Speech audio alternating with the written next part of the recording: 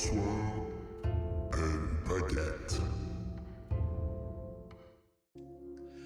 Bonjour à tous, bienvenue sur Sword and Baguette. On continue les vidéos sur les SWAT, et ce coup-ci on va vous parler des nains. Et pour vous parler des nains, nul autre que le bon seigneur Astellan. Bonjour. Bon, par rapport à la vidéo d'avant, il y a eu un petit changement. Je suis chauve maintenant. Non, blague à c'est part. les emmerdes, ça tombe vite. C'est ça. Blague à part, je vais me représenter par rapport à la vidéo potentiellement de la Force XP que les gens n'avaient pas vu.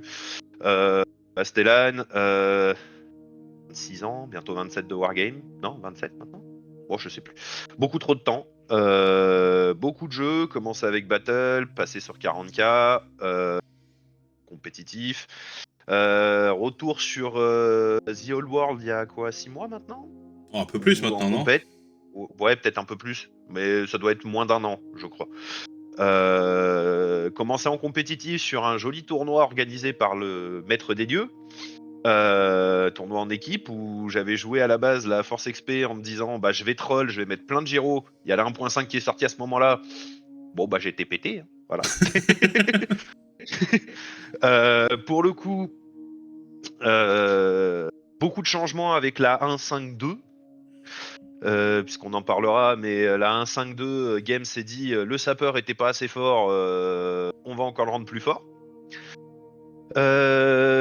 Officiellement aussi, ça c'est un secret de polichinelle, je suis c'est le responsable sud-est pour le WTC. Ouais, c'est ça. J'ai été élu sans adversité. Tu n'as eu aucun vote contre toi. J'ai eu surtout aucun adversaire. Encore une fois. Voilà. Vous sortez des municipales, vous savez ce que c'est. Hein. Donc voilà, je suis le responsable sud-est, je serai au conseil de notre homme chaise, monsieur Lostark. Donc voilà, c'est un petit peu l'actualité. On va essayer de parler des nains, on va essayer d'être le plus neutre possible, même si j'ai un peu mon avis sur la question depuis la 1.5.2. Les forces. Les forces, j'en parlais à Corbac avant la vidéo. Depuis la 1.5.2, le nain peut s'asseoir au niveau de Katé à la table de Katé pour la frustration. Hein, pour avoir fait, là je suis en train de faire le tournoi de Zal, où on teste la 1.5.2. C'est simple, j'ai une égale parce que notre cher Army Bartal a décidé de refuser la game quand il avait vu qu'il avait pas le T1. Ça se tient. Hein, ça se tient en termes de game plan, c'est ce qu'il fallait faire. Totalement. Et notre bon Zal qui a eu le T1 s'est pris un 5-1. Ah, mais il est nul, Zal. Il est bon qu'en format French Hammer, c'est normal. Putain de peintre. Donc pour le coup, la force du nain, alors je vais parler surtout en force XP au début, après je vais donner un petit peu plus mon avis sur les listes que j'ai pu affronter contre Aesanar, Franck, que vous avez déjà vu sur les vidéos. Actuellement en force XP, la force de la force XP c'est simple, ça s'appelle le sapeur. Le sapeur est un truc complètement pété, voilà. Avec en plus un joli commandement de 9, ce qui fait que normalement vous le ratez une fois dans la partie. Et encore si vous n'avez pas de chance. Seconde force, on va avoir toujours ces foutus gyros. Faut savoir que dans ma nouvelle liste, j'en ai que 8. Et pourtant c'est toujours une plaie. Notez le que voilà. 8. Enfin, je veux dire, les joueurs nains, c'est Amond. J'ai dépensé sans compter. Je te rappelle qu'il y a... alors, pourquoi j'en ai que 8 ? Par rapport aux listes à 14, oui, j'essaie. Non, mais pourquoi j'en ai que 8 ? Typiquement parce qu'en fait, l'idée c'était de se baser sur une liste WTC. De faire une liste avec pour un peu train l'équipe pour la qualif à ce moment-là. Et donc je me suis nerfé à 8. Bon, ce qui change à peu près rien, il y a 3 fois 2 gyros scouts et 2 gyros normaux. Voilà, il y a juste un pack de gyros scouts qui a sauté. Et il y a une autre raison qui arrivera dans les faiblesses de pourquoi j'en ai que 8. Et la nouvelle force, ça s'appelle le pack de Ranger. Au début j'étais sceptique. Pour le tester par paquet de 20, c'est une plaie. Mais une plaie... Voilà, quoi. Donc ce qui est bien, ce qui est bien avec les nains, c'est que c'est comme la mode, c'est cyclique. Il y a bientôt le retour des pantalons pas de def. Là, on a déjà le retour des Rangers à des gyros. Donc on vous rappelle, hein, les premières listes Nien qui sont sorties, c'était spam de Giro. Ensuite, il y avait beaucoup de corps de Frédémon. Du coup, on est passé sur des gros packs de Rangers. Ensuite, il y a eu les petits changements liés au fait de devoir venir au contact, plein de règles, etc. Du coup, le nain est passé en double gros pack. Ensuite, on est passé en mode Gunline Force Expéditionnaire, et là, l'arquebusier laisse un petit peu sa place aux Rangers, depuis la fac 1.5.2 a dit non, mais on va les aider, ces petits gars, hein. Voilà, c'est ça. Parce que pour le coup, je montrerai ma liste actuelle que je joue. C'est très simple, vous prenez un pack de 20 Rangers, vous lui mettez Burlock, vous lui mettez un sapeur, vous lui mettez votre GB, vous lui mettez donc votre GB ingénieur, hein, je parle, vous lui mettez un petit maître des runes, vous avez un pack qui va lâcher 20 tirs d'arbalète, qui touche à 3, parce que vous ignorez les malus de longue portée, bon, sauf si le mec est derrière un couvert, mais en général, si le mec veut vous rusher, il n'a pas de couvert. Donc qui touche à 3, qui vont blesser en moyenne à 3 ou 4, dont les 6 sont PA-4, parce que sinon c'est pas drôle. Plus les tirs de votre ingénieur qui en moyenne va générer entre 6 et 9 tirs d'arquebuse, force 4 moins 1 qui peuvent monter moins 4. Votre petit sapeur qui va faire ses 2 tirs en concussif qui, au cas où vous n'avez pas tué le régiment, peut le rendre stupide. Ah, on est sur un bon truc bien débile. On est sur un truc vraiment con. À côté, un petit pack quand même d'arquebuse, parce que sinon, on n'est pas de la force XP. Ah, attends, sans aller trop vite, restons dans les forces, Ouais. avant d'aller à ta liste, Les clairement. forces. Voilà, tes forces et faiblesses. Les forces et faiblesses des nains, parce qu'il y a les choses évidentes, l'endurance de 4, une CT L'endurance qui de est 4. acceptable au pire des cas et bonne dans le cas des rangers. Alors, monte pas c'était 5 dans l'armée, je crois pas. Si, les sapeurs, les ingénieurs, peut-être c'était 5. Tous les ingéants, c'était Ouais. 5, ouais. Ouais. Mais voilà, t'as une bonne CT, donc voilà, t'as ton endurance de 4, t'as ton vent 3, et surtout t'as infanterie lourde, alors qu'il va pas jouer dans le pack de ranger que tu joues, Oui. et qui fait que t'as des rangs à partir de 4 figurines, et surtout pour te désorganiser, c'est-à-dire quand on t'attaque de flanc ou de dos, il faut au moins une PU de 10, et pas une PU de 6 pour te casser tes rangs. Donc l'air de rien, Tout à ça fait. fait quand même des petits changements qui sont plutôt sympathiques. Un très bon commandement, l'armée est à Oui. comme... je crois, 9 et 10 pour les gros persos. 10 pour les gros persos. Alors, par contre, l'accès aux runes, de base, beaucoup de joueurs nains, comme les joueurs nains se plaignent toujours, hein, c'est pour ça qu'on a une barbe, c'est juste pour faire... souvent on dit, ouais, on n'a pas accès aux objets magiques, mais on a les objets magiques les plus customisables de la galaxie, hein, Oui. globalement. On a accès à énormément de choses. Alors oui, on n'a pas accès à tous les objets magiques, on n'a pas typiquement d'antivol, C'est ce ça. qui est bien. Ça, c'est un peu ce qui Bah, est bien parce que. Heureusement. Oui, voilà. Tout Bah, à fait. Parce que si en plus on avait accès à l'antivol. Et donc l'antivol, c'est le corps de Frédémon, les bannières des Furies des cieux, je sais pas quoi, ou le nouvel objet magique commun qui fait que pendant un tour l'adversaire va plus voler. Voilà. Alors on l'avait à un moment quand il y avait quand la méta est tournée avec les alliés. Là maintenant t'as un petit peu moins d'alliés dans les tournois, donc voilà, ça saute un petit peu. Et dans tous les cas, je crois qu'en grande force XP, tu peux pas t'allier avec d'autres trucs. C'était pour la grande armée. Enfin bon, bref. J'ai jamais regardé les alliés. Donc voilà, c'est les points forts. Le point faible, c'est le mouvement de 3. De 4, monsieur. Pourquoi 4 De 4. Parce que les nains ont 4 de. Non, les nains ont 3 de mouvement. Les nains ont 3 de mouvement depuis 40 ans. Ah ouais, alors c'est 3. Ah c'est oui, 3. Je bouge tellement plus que j'ai oublié comment on bougeait en un, tu vois. Et le petit -1 avec une partie des unités, ou -1 sur tes fuites et poursuites. Oui. Que beaucoup de joueurs oublient, mais c'est souvent pas trop gênant, Alors, l'air on de a rien, oublié, surtout quand tu te replies en bon ordre. Ouais, alors on a oublié 2 avantages en un qui vont être l'armure de Gromril, qui permet, il me semble, alors si je me trompe pas de jeu, de relancer les 1 ratés à la save. Ouais, alors après, t'as pas beaucoup d'unités qui l'ont.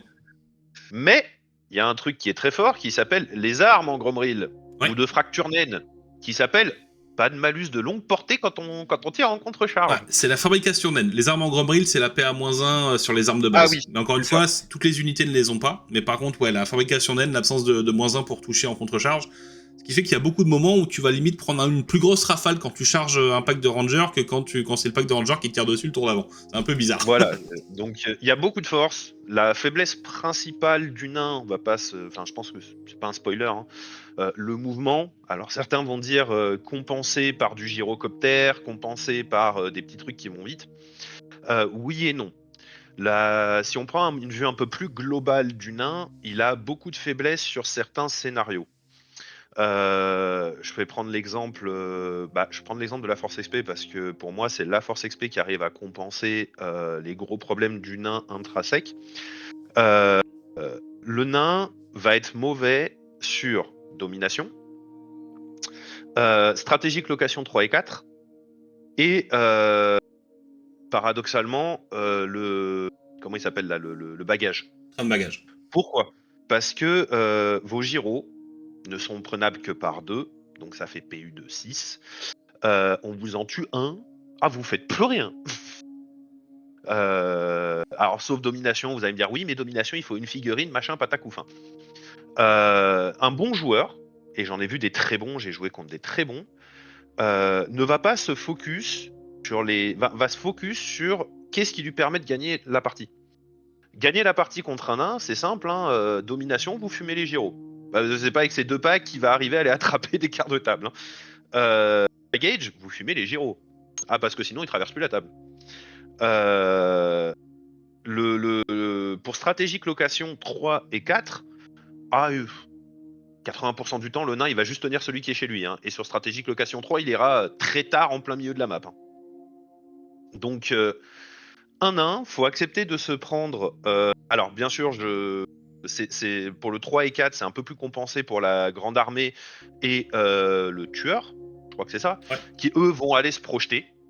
Donc ils peuvent aller prendre le centre de map, mais on est sur une armée très convenue, hein, ça va être des pavés, tapez-vous contre moi, de toute façon je pourrais pas venir vous charger. Donc normalement, si on sait jouer, on va pas taper les pavés. Hein. Il y a beaucoup d'armées qui peuvent... Alors déjà, moi j'y vais parce que biquette, et des fois, avec des tricks, t'arrives à les faire sauter, à les maintenir au close le bon tour, etc. Mais ouais, alors ce qu'il faut savoir, il y a une chose, alors je vois déjà les joueurs arriver et nous dire, ouais, pensez aux mineurs. Les mineurs sont très très bien, mais ils sont pas en base. Ce qui veut dire qu'un pack de mineurs peut aller chercher un train de bagages comme personne, ça c'est vrai, un train de bagages ennemi. Faut quand même que l'adversaire soit un peu sympathique, hein, qu'il n'y ait pas simplement juste un petit cordon qui arrive, voilà, en joueur de 40k, mais pour t'empêcher d'arriver là où tu veux. Mais voilà, les mineurs vont être bien pour en effet faire de la domination avec les arrivées des tunnels, etc. Mais on va pas se mentir, les joueurs les jouent pas parce que ça arrive tard, c'est situationnel, et comme je le dis souvent, si c'est situationnel, c'est de la merde. Et tes gyros, t'es sûr que même s'il y a une chance qu'ils crèvent et qu'ils soient pas capables de brûler le train de bagages, c'est toujours une chance 2. Entre une chance 2 et être sûr que ça foire, les joueurs vont au plus safe. Donc, en fait, c'est paradoxalement, les mineurs sont forts dans le seul sous-faction qui les utilise pas. Parce qu'en fait, ils ont tous leurs bonus en Force XP, sauf qu'en Force XP, t'as des gyros. Pourquoi t'irais t'emmerder avec des mineurs? T'aurais un pack en base, je dis pas. T'aurais 0 impact de mineurs en base, je pense que tu le jouerais notamment pour bon, la domination peut-être pas, mais au moins pour les stratégiques location 3 et 4. Ouais. T'aurais des possibilités de menacer 2 packs très vite. Là, en force expéditionnaire, si tu veux aller sur les objets vite, tu vas perdre de la puissance de feu, tu vas bouger, et si tu foires ton test de cob au mauvais moment, même si t'en loupes une fois sur 6 dans la game, si ça arrive au moment où t'as bougé, tu t'es un peu exposé, tu peux avoir 1000 points qui disparaissent sur un coup de déchatte. Et clairement, dans un jeu, comme on le fait sur la chaîne, où on oriente au SWAT, c'est-à-dire la GTO, la Game Theory optimale, c'est la meilleure manière de jouer, par principe, c'est pas ça que tu veux, quoi. Tout à fait, Messire. Donc on a fait un peu le tour des forces et faiblesses du nain. Alors il y a un truc, c'est la résistance à la magie. Faut qu'on en parle quand même. Donc le mage, le nain n'a pas accès à la magie, ce qui lui retire beaucoup de solutions par rapport à d'autres armées, parce que notamment beaucoup d'armées ont accès à l'illusion qui peut permettre de créer des colonnes de cristal, de faire des miasmes, etc. pour empêcher l'adversaire de charger. Le nain va prendre les charges. Il va prendre les charges, il a son Orzen rempart à lui, hein, c'est le sapeur, qui lui file pas d'invue. Donc voilà, beaucoup de gens me disent ouais, c'est totalement pété le sapeur. Oui, mais n'oubliez pas que beaucoup d'armées ont le Orzen rempart. Donc il y a beaucoup de moments où c'est équivalent et t'as pas l'invue à 5. Donc c'est équivalent. Enfin voilà, il y a des trucs de chaque côté. La magie était un vrai problème jusqu'à la 1.5 pour le nain, parce que tu prenais des phases de magie, tu prenais des Viltide, et des fois t'en prenais 2 à 3 par tour dans ton pack, dans ta Death Star, et tu te faisais dégommer. Avec les changements qu'il y a eu, le fait que tous les magos ont perdu quasiment 2 points pour cast, là la résistance magique des nains est utile. Après, on aura toujours la question, est-ce qu'il faut aller chercher du dissipeur? Alors, toi tu prends au moins le mec, au moins un Runesmith, le Forge Rune, ouais. Le Forge Rune, pour avoir la paix à -2 sur La tes, paire enfin, -2 l'Arbor Bane 2, pardon. Et lui coller une rune majeure de calme qui, quand elle a décidé de marcher, ce qui m'est arrivé très récemment sur 2-3 parties, genre partie d'entraînement contre Lost Ark pour vous, pour le WTC et contre Bartal, qui sur 5 tours sur 6 a décidé de passer à 12. Ah bah bonjour, 36 pas, t'as plus 2, t'as moins 2 au cast. T'as payé Warhol plus ou c'est comment? Me demande pas pourquoi. Hein.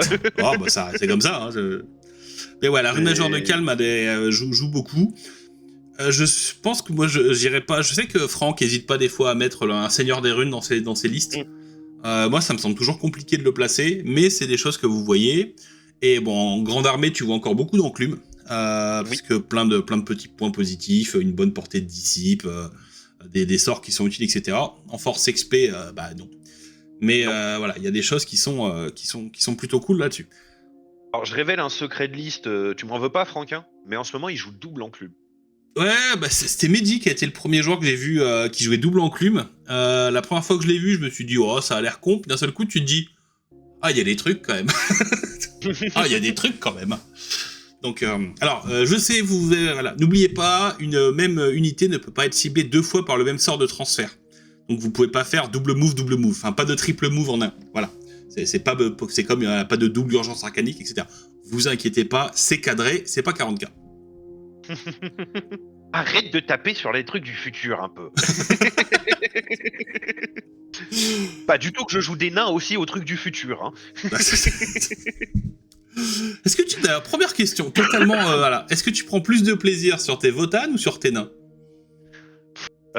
Tu peux dire les Votann, hein, même si c'est en Ancient Diablo, enfin Ancient Diablo. Non, c'est même pas, c'est différent. C'est différent parce que sur mes nains à Battle, même si j'ai une liste où les gens veulent me furiner à la sortie du truc, au moins, bah, il reste des figurines sur la table à la fin. Quand tu joues à 40k maintenant, une erreur, t'as plus de figurines. Mais ça part d'un côté comme de l'autre. Hein. Voilà, c'est pour le coup 40k, même si le jeu est très équilibré sur cette fin V10, même si j'avais peur de l'inverse. 40k amène un problème qu'il n'y a pas encore à Battle, et prions tous les dieux pour qu'il n'y soit pas. 40k commence à fusionner avec AOS à propos des anti-quelque chose. Donc tu peux avoir endurance 10 000, si le truc te blesse à 3+, quand t'es de l'infanterie, c'est pas drôle. Ouais, bon, c'est toujours le problème qu'ils ont. C'est au bout d'un moment, il faut augmenter le tanking parce que les trucs font trop mal. Et puis à un moment, il faut trouver le truc qui casse le tanking parce que les trucs meurent plus. Et enfin, je me souviendrai toujours, c'est la V9 où ils ont dit, bon voilà, on met de la grosse PA. Mais du coup, quand on met de la grosse PA, on met des bonnes invus. Puis du coup, on va mettre des armes qui ignorent les invus. Ouais, mais du coup, on a des armées qui sont emmerdées. Bon, bah on va mettre des invus qui ignorent la capacité. Voilà, c'est ça. Ouais, mais du coup, ça, c'est pas tué. Ok, donc les GK vont avoir des armes qui ignorent les invus, même si le truc est censé... Allez vous faire foutre. Mais ils ont toujours eu le problème, hein. Ils ont toujours eu le problème. V7, ils avaient les blessures mortelles qui compensaient l'invisibilité. Enfin, les blessures mortelles. Les forces D qui blessaient l'invisibilité. Ça a toujours été un problème, l'équilibrage entre létalité et tanking des unités, quoi. Tout à fait. Par contre, à 40k, on a eu un petit bonus chez les Votann qui est le tueur nain que j'aurais aimé avoir à Battle. On a de l'endurance 6, de la sauvegarde à 5, de l'invue à 5 et de la régénération à 4. Oui, mais alors je m'étais amusé il y a pas longtemps à comparer les profils sur des choses équivalentes. En fait, tu prends une figurine qui a 2 points de vie, endurance 3, comme un démon de Zench à Battle. C'est 4 points de vie, endurance 6 à 40k. Donc tu vois, en fait, si tu pars du principe que la même chose, mais en fait, les arbalètes naines, elles ont quasiment force 5, dégâts 2, quand tu les transfères à 40k. Donc au final, le The Old World est très très létal. On retire les points de vie 2 par 2 sans s'en rendre compte. Ah oui, non mais 40k, ils ont réussi à inventer le tueur nain qui se balade en slip avec une tête d'orque qui est plus résistant qu'un Terminator. Je vois pas le problème, c'est un tueur nain avec une tête d'orque. Donc, mais j'attends. Bon, attends, je vais m'acheter la figurine. Mais quand tu tapes les combinaisons de seigneur tueur fait par Aezanar là, qui te met des malus à la touche, de l'endurance de malade, et que d'un seul coup tu dis attends, je viens de me faire Hungry mon 1v1, je lui ai marché sur le front, et là l'autre enfoiré il vient de me prendre 2 monstres à 300 points à la suite là. Tu dis non, il y a des combos, il y a des combos. Bon, alors, ta liste type, avant une fois qu'on rentre un petit peu dans le SWOT, à quoi elle ressemble et quels sont les différents éléments, et après comment on a fait le SWOT. Bon, on prendra les différentes choses qu'on considère comme fortes dans la méta et on verra comment tu y réponds ou comment tu n'y réponds pas tout simplement. Alors, ma liste type du moment. Bon, c'est très simple, c'est ma base de perso qui est un peu volée par tout le monde, parce qu'il me semble que vous l'avez affronté aussi contre une certaine équipe au WTC. Il y aura des gens qui voleraient les compos? Moi, je pense pas. Regarde ma liste de mer, là, pardon. Toujours ma base de perso, donc mon ingé en GB qui a sa rune de bataille, sa rune de courage, qui est Expédorine Marksman pour ignorer le malus de bouger et tirer, patacoufin, le fait qu'il soit ratata. Burlock, parce que Burlock, même s'il tire quasi jamais, hein, parce qu'avec sa vieille arme qui tire à 12 pas, le mec c'est un maître ingénieur, mais le mec il a un fusil à pompe. Attends. T'aurais le choix. Tirer avec un shotgun dans l'univers du Moyen-Âge. Ouais, mais son shotgun est force 3. Encore son shotgun serait force 4. Il fait ce qu'il peut. Dans 200 ans, il y aura force 4. Donc pour le coup, par contre, c'est la tripa touchée Drake qui ramène, qui est juste obligatoire. En fait, c'est un must-have si vous jouez Force XP. Pour, je crois, je sais même plus combien il coûte, mais il coûte pour 85 points. Le fait d'ignorer la longue, le fait de faire qu'un canon ou un... D'ailleurs, si, on a oublié une des faiblesses. Les nains, je crois, ont les pires machines de guerre du jeu. Non, c'est pas vrai. Ah non. Ah, le pire Les canon nains du jeu, déjà. Ça, tu peux nous l'accorder. Hein. Oui, mais ce sont les seuls qui ont des machines de guerre qui peuvent tirer magique. Oui, mais on a le pire canon du jeu. Alors, il est présent dans... Vous avez un canon léger. Mais vous avez aussi un canon qui bouge. Oui, mais on aimerait bien avoir un canon à D3+1. Oui, Combien mais de fois j'ai pas... Combien de fois, ce qui a sauvé Bartal dans notre partie, c'est que je tire dans son putain de chaman, je le blesse, pas de save, je fais 1. Oui. Il a 2 PV. Oui, je sais. Ah, le canon 1D3, ça sera sur le grand livre des rancunes quand les joueurs d'un iront vous choper les développeurs quand ils voudront faire un end of time pour The Old World. Donc pour le coup, donc toujours ma base de perso, donc les relances, tout ça. Ensuite, on va avoir 2 sapeurs. Un pour chaque pack de tireurs, hein, on va pas se mentir.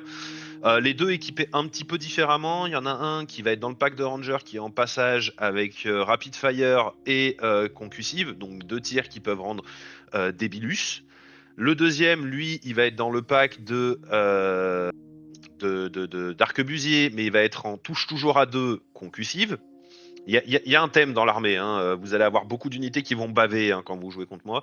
Le Runesmith, donc le Runesmith avec sa rune majeure de calme et son spell breaking, au cas où, comme dirait Corbac, bah les biquettes qui se mettent à voler, à finir à 12 pas de toi, bah je vais me lancer mon buff. Tu fais pas 12? C'est non. Valeur sûre. Après, attention, il faut être à portée de disciple. Donc si l'adversaire est à 19, tu peux pas l'utiliser. Oui, mais s'il est à 19, il peut pas charger avec ses biquettes. Oui, mais il y a un tour avant. Le tour avant, il lance son spell à 3D, pierre des herbes pour voler, et voilà. Il écoutait pas, il est beaucoup trop optimiste. C'est un nain optimiste, ça finit mal, ça finit. Il s'est déjà rasé le crâne, il va finir avec une barbe rousse. Arrête, j'ai des poils roux, m'emmerde pas. Et un petit Tan qui est un Tan en fait que j'ai beaucoup joué sous différentes formes. Je l'ai joué un moment baliste, je l'ai joué un moment ratata. Là, je le joue en électron libre. Alors, il a quand même sa rune de passage pour rejoindre le pack d'arquebusier quand il y a besoin, mais il est en rapid fire. Alors, il est en arbalète, rapid fire, accuracy, concussive. 2 tirs à 3+, à 30 pas qui peuvent rendre débiles des packs. Ça mange pas de pain. Ouais, surtout contre les petites unités, typiquement les bêtes de guerre, hein, qui peuvent prendre les objets, mais ont souvent un commandement de merde parce qu'ils peuvent pas utiliser celui du général. Voilà. C'est toujours des petites unités ou même un petit pack d'Ungor qui squatte un objet, comme de 6 ou de 7, tu arrives à dégommer. C'est toujours utile cette petite concussive. Ouais. En fait, je pars du principe que si je rends 3 packs concussives, même à commandement de 9, il y en a un des 3 qui rate. Ça se tient. Donc, si pas de bol, c'est celui en plein milieu qui rate et qui bloque toute la ligne adverse, moi je suis content. Hein. En tant que nain, j'ai un tour de plus pour te tirer dessus. Ouais, et puis c'est un tour de moins où il prend les objets, enfin il y a plein de choses... Donc ensuite, au niveau de ma base, niveau de mes corps, il y a 720 points à peu près, il y a 20 rangers. Voilà, hein, équipé salade tomate oignon, sauf l'arme lourde, parce que l'arme lourde ne me sert à rien, vu que je m'en sers jamais. Et vu qu'il y a un runesmith dedans, bah les frappes d'armes de base AP à -2 sur du 6, en général ça fait pas plaisir. Voilà. La petite rune de bataille aussi dedans, histoire de commencer à +2, des crossbows et un truc que j'ai un peu piqué à Esana, des haches de lancer. Voilà, Toujours bien, ça là, fait... là je lance. Quand l'adversaire est trop proche de toi, ça fait la diff. Hein. Ensuite, bah, mes 4 Skujiro, hein, toujours en Gun, puisque on est sur quand même 2d6 tirs par pack de 2 gyros qui vont en moyenne, voire en général, toucher à 4. Ça fait chiant. 2-3 touches en stats, toujours ça. Ça fait ensuite 14 Thunderer. Ça, je pars jamais sans mon petit pack d'arquebusier, Expeditionary Marksman, voilà, toujours, parce que ça fait un deuxième pack pour prendre les objets, ça fait un pack qui peut avancer, donc ça, je pars jamais sans. Sachant que ne pas oublier que Burlock ne peut pas donner la relance des 1 au Ranger, mais peut la donner à 12 pas au Thunderer. Donc ça commence à faire beaucoup de tirs. 2 petits canons, voilà, on en parlait. Il y a quand même besoin de ces 2 canons en Force XP qui vont bouger, qui sont magiques, histoire d'aller shooter les petits éthérés qui se planquent, ou ma spéciale, un truc que j'adore faire, hein, big up à Ayaz qui l'a pris 2 fois dans la tronche, le petit mage qui se planque dans son pack dans son gros pack, qui est en pleine ligne de mire de mon canon, qui paye son 1, qui meurt premier tour. Je l'ai fait 2 fois à Ayaz. Voilà. Et... Donc, tu sais, le bon vieil archimage illusion dans ton pack de lion blanc, machin. Ah bah, il est où? Encore une fois, avoir des canons, des choses comme ça qui peuvent tirer magique, c'est un impact énorme, parce que bon, vous l'avez vu dans le SWAT des hauts elfes, hein, souvent la solution face à la gunline, c'est d'avancer magique, enfin d'avancer éthéré, et pour ceux qui le peuvent, c'est-à-dire les hauts elfes et les hommes lézards, bizarrement plus, et KT maintenant. Et bah le nain en fait a déjà les réponses parce que bah le Tan est capable de mettre des blasts magiques, les machines de guerre sont magiques, etc. Donc ça vous sauve pas. Donc tout comme l'Empire, certaines compos ont un répurgateur pour tirer magique, bah le nain a déjà des solutions pour les terrer. Donc je me souviens d'une discussion qui était comme toutes les discussions qu'il y a dans les commentaires YouTube, souvent un petit peu stériles, où les deux campent sur leur position sans aucune volonté de changer quoi que ce soit. Bref, une discussion sur internet. Et le mec me disait non, les terrains il faut le dégommer, on va mettre une invulnérable à 4+, contre les attaques non magiques. Ah tiens, c'est quand même très différent de ce qui est voulu, et il y a quand même beaucoup de contre déjà à les terrains. Non, c'est broken. Bon, au final, j'ai pas encore vu beaucoup d'armées où on se plaignait en disant aussi un petit peu le vampire en full éthéré, mais encore on va dire c'est match-up dépendant. Donc non, je pense que pour une fois ils ont réussi à bien équilibrer la notion d'éthéré sur The Old World.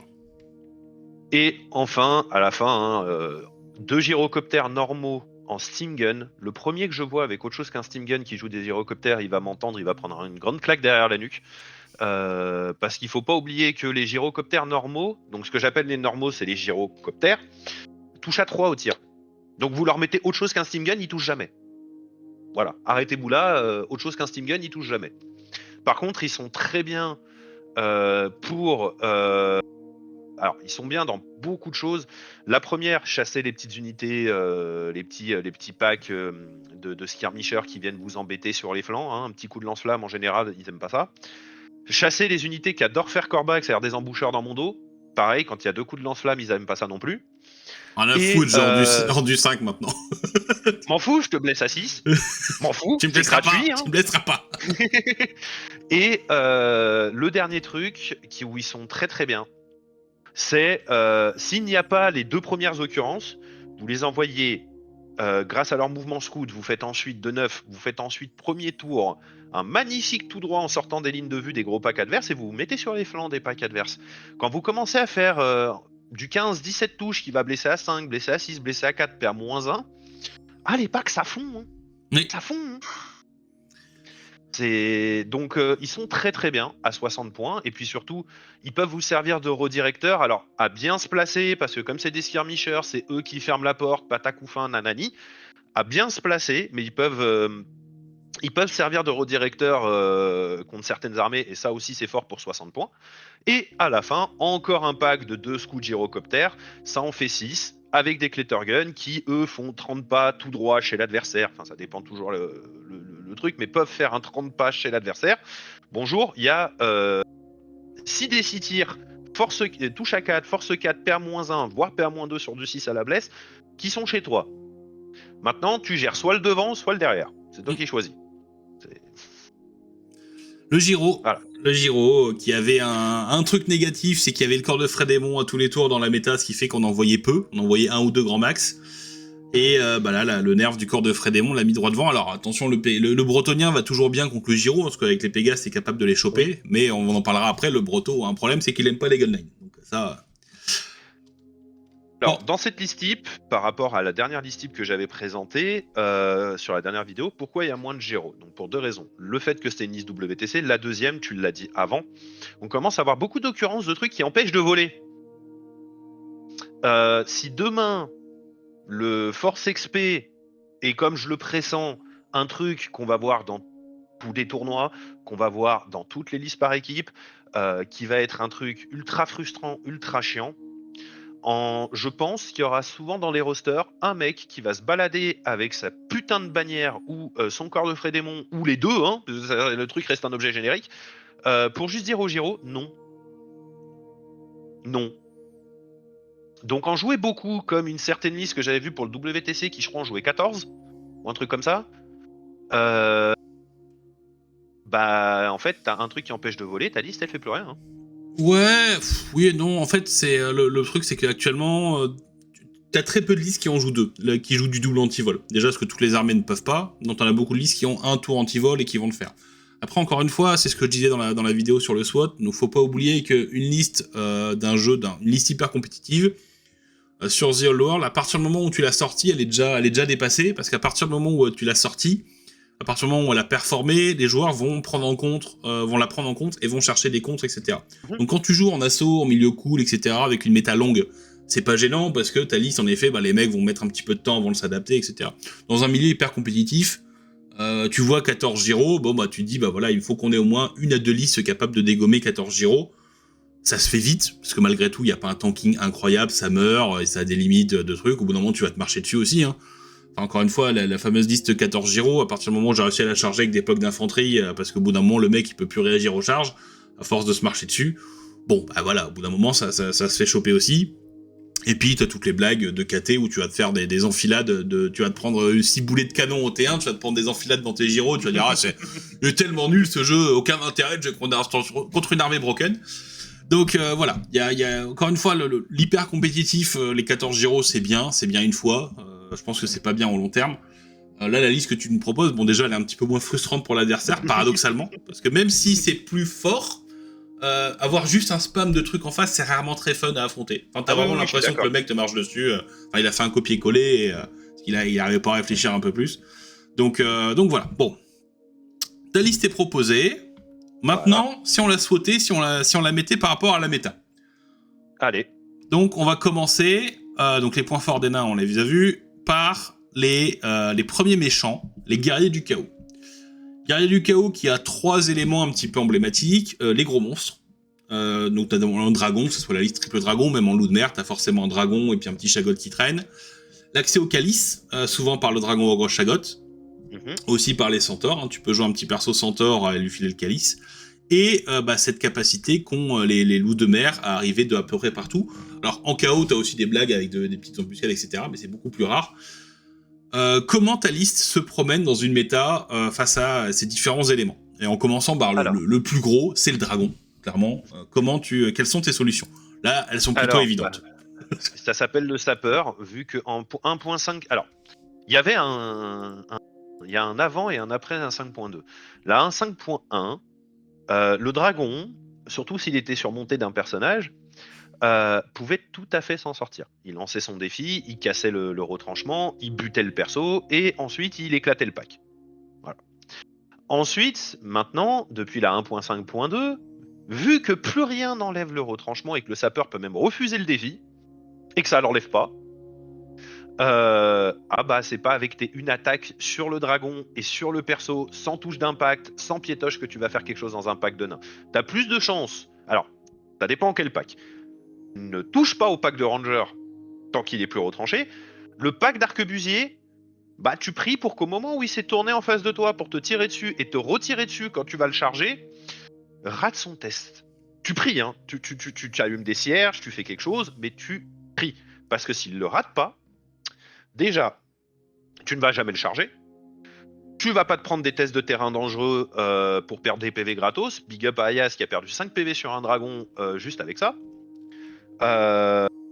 Ensuite, si tu perds, le nain ne viendra. Si tu perds et que tu recules de 2 pas, c'est du pain béni pour le nain. Parce qu'en fait, le nain ne viendra pas te contacter. Il va lever son fusil. Voilà. Basiquement. Donc tout ce qui est grosse bébête, en vrai, depuis la 1.5.2, la meilleure chose que vous avez à faire quand vous jouez chaoteux, vous essayez de choper tout ce qui est à côté. Vous laissez les 2 packs faire leur vie et vous chopez tout ce qui est à côté. Parce que si vous essayez de vous empaler dans les 2 packs, vous avez perdu. Alors, je vais même dire un truc très bête. Pensez que votre dragon, il a un souffle, putain. Aussi. C'est pas un détail, hein. Soufflez sur cette barrette de nain. Mettez-vous sur le flanc, vous soufflez dessus. Après, il se retourne, s'il loupe son test de com, il va perdre. Donc, forcez-le, vous jetez pas dessus. Le vrai problème, c'est l'impétuosité du dragon du chaos. Parce qu'il y a des moments où tu vas y aller même si t'as pas envie. Donc, voilà, si vous pensez à votre gabarit de souffle et cramez les nains, tout simplement. Mais beaucoup de joueurs chaos l'oublient, hein, le souffle. Hein. Ensuite, le Dragon Axe Shagot, c'est le même problème. Hein. Pour moi, c'est un aimant à tir. Hein. À chaque fois qu'on l'a joué contre moi, le machin. Là, il est là pour représenter le calice. Il est plus en porteur de calice que Dragon Axe Shagot lui-même, ouais. Alors, j'ai vu beaucoup de joueurs avec le calice, tous ceux que j'ai affrontés, en fait. Hein. Premier tour, je claque le calice. Oui, c'est bien. Il y a un tour 2 après, hein. T'es au courant? En fait, pour moi, beaucoup de joueurs qui jouent le calice font toujours la même erreur. Je claque le calice T1. Ok. Mais t'es au courant que tu vas juste avancer, être en milieu de map, donc j'ai encore un tour de tir. Que c'est bien, hein, t'as enlevé le calice, c'est bien, t'as esquivé un tour, hein, et encore t'as esquivé, tu t'es mis en milieu de map, j'ai des arbalètes qui tirent à 15, hein, et puis des gyros qui peuvent venir se placer derrière toi à 6 pas, c'est pas trop dur. Hein. En fait, pour moi, il y a une mauvaise utilisation du calice, dans le sens où c'est un peu, le gros bouton rouge. J'ai le bouton, j'appuie sur le gros bouton, j'appuie. Tu vois ce que je veux dire? Le calice, il y a 2 gameplays. Le premier gameplay, c'est si t'affrontes une armée ACT, clairement, je conseille de le faire au T2. Si t'affrontes une armée full machine de guerre, full canon, clairement, je le fais au T1. Voilà, globalement, c'est plutôt ma manière de voir les choses. Pourquoi? Parce que les canons, si t'arrives à les bloquer au T1, que t'as des petites embuscades qui arrivent au T2, alors toujours dans le principe où t'as le TOS, tu vas être capable de leur retirer des phases de tir complètes. Contre une armée full CT, typiquement du roi des tombes qui aurait 2 packs de 70 archers, ça sert à rien. Ouais, en effet, tu vas les mettre à portée 12, sauf que toi, ton objectif, c'est de faire 14-20 pouces en ligne droite au T1, super, il va tirer dessus de la même manière, il va pas se passer grand-chose. Alors que des fois, sur des malentendus, si t'arrives à te placer au bon moment, des choses... Enfin, voilà. Il y a plein de choses à regarder, c'est surtout la quantité de machines de guerre, pour moi, qui va vous faire que vous le faites au T1 ou au T2, ou si vous êtes un boulet comme moi, et que moi, jouer KO ou Wombat, moi, allez tout droit, et que vous avez déjà lancé votre œil des dieux au T1 et que vous dites putain j'ai oublié le calice, ça se lance avant. Voilà, vous pouvez essayer de transformer ça en une victoire personnelle. Oui, mais tu sais, on peut rollback maintenant. Non, on peut pas rollback. Ça, arrêtez les conneries. Hein. Je suis très content d'aller au tournoi du Québec. Après... Non. Il paraît qu'on peut rollback après avoir jeté des dés. Alors... Ouais, non, mais que dans un tournoi particulier dans l'année. Hein. C'est que quand les mecs sont... Mais tu sais, c'est amusant parce que t'as le mec qui m'a dit, ouais, qui a aidé définir les règles et qui a dit tu peux revenir en arrière sur tous tes mouvements tant que t'as mis des marqueurs. Il fait son premier move, il revient en arrière, je dis t'as pas mis de marqueur. Il fait ah c'est bon, je fais ce que je veux. Oh putain, la game va être sympa. Et donc contre les packs en du 5, contre les loups de mer en du 5. Alors déjà le loup de mer de base, c'était un match-up chiant. C'était un match-up assez chiant parce que les gyros aiment pas les armées avec beaucoup de skirmishers. Ouais. Je l'ai toujours dit, les armées avec beaucoup de skirmishers, ça emmerde le force expéditionnaire parce que ça va être un duel en fait et tu peux pas tout gérer, donc c'est chiant. J'ai pas encore testé contre l'endu 5, mais il me semble que les maraudeurs ont une grosse endu, mais pas beaucoup d'armure. Il me semble. On save à 6, un vue à 6 contre les non magiques, ouais. Ouais, donc en fait, je vais te blesser à 5 et puis tu vas être en save à 6, donc ton pack il va disparaître aussi bien à peu près que n'importe quel pack armuré, sachant que si tu t'approches un peu trop de mon ingénieur Atata, c'est 2 rangs qui vont sauter. Ouais, Voilà. après c'est des packs, tu sais, c'est des petits packs de... C'est en général, c'est des petits packs de 6, c'est un spam de packs de 6 qui t'arrive, c'est plus ça qui va te faire chier, c'est la multiplication des unités, le fait oui, qu'ils bah, arrivent de partout. Et au bout d'un moment, bah, si tu tournes sur les berserk pour tirer, bah t'as le dragon, t'as les loups qui peuvent te sauter de l'autre côté. Mais, C'est le fait de te faire entourer, c'est cowboy versus indien le ouais, sujet. mais dois-je rappeler que les rangers voient à 3-6 ? Oui, parce que tu les joues en tirailleur, mais encore une fois, si tu les joues en Oui. tirailleur, attention sur les regroupements, tu vas perdre des figues, même si tu peux pas le C'est pour ça, retranchement. c'est pour ça que j'ai toujours dit, en fait, c'est le petit tweak, la petite faiblesse des Rangers qui peut arriver à un tour, et c'est pour ça que c'est un match-up qui, je pense, peut basculer d'un côté comme de l'autre contre le loup de mer, mais ça a toujours pas changé. En fait, les Rangers, et ça on en avait parlé, si tu remontes les anciens messages MP qu'on s'est dit, le tour où ils vont se faire charger, il faut qu'ils se reforment en carré. Le carré un peu espacé, mais le carré. Pourquoi ? Pour pas perdre de trucs au regroupement. C'est à ce moment-là qu'il y a le jet le plus important de la partie. Voilà. Il n'y a pas d'autre mot à dire. C'est le jet le plus important de la partie. Puisque si les Rangers le réussissent, bon bah vous y allez pas. Si les Rangers le ratent, vous y allez avec tout ce que vous avez. Voilà. Après, faut pas oublier, à partir du moment où ils bougent, ils ont -2 pour toucher avec leurs arbalètes. Donc, Une fois, voilà. ouais. Voilà. C'est le tour où c'est le gros tour avec le défaut du gros pack de Ranger en tirailleur. C'est ça. Mais fallait bien que l'armée ait quand même des défauts, parce que sinon ça s'appelle KT. Hein. Oui, puis il y a un défaut où t'as 3 chances sur 36 que ça se passe mal, bon. Voilà, c'est... Sinon ça s'appelle KT. Hein. Après, il y a aussi le chaos.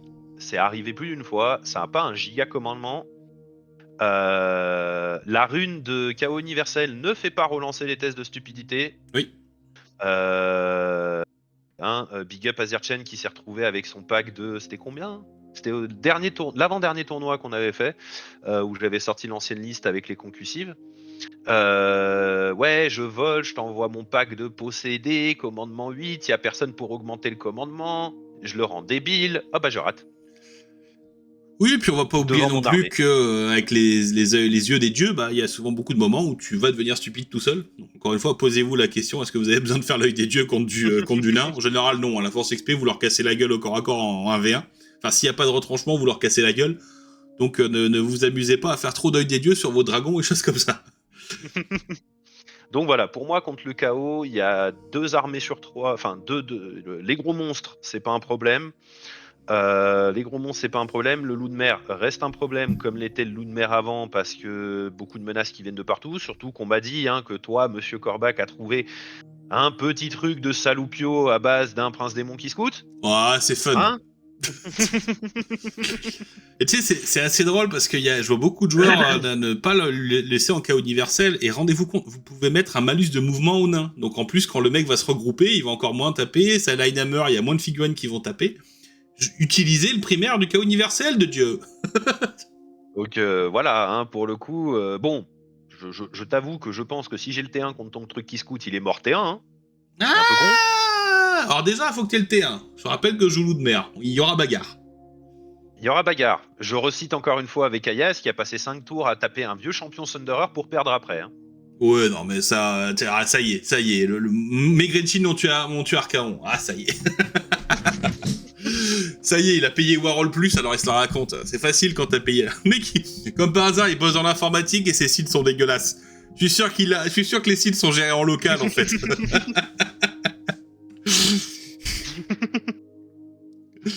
Mais non, mais pour le coup, oui, en loup de mer, ça reste un match-up qui est difficile. Ça reste un match-up où le fait de la multitude de choses qu'il y a à gérer rend le truc chiant. Rend le truc extrêmement chiant.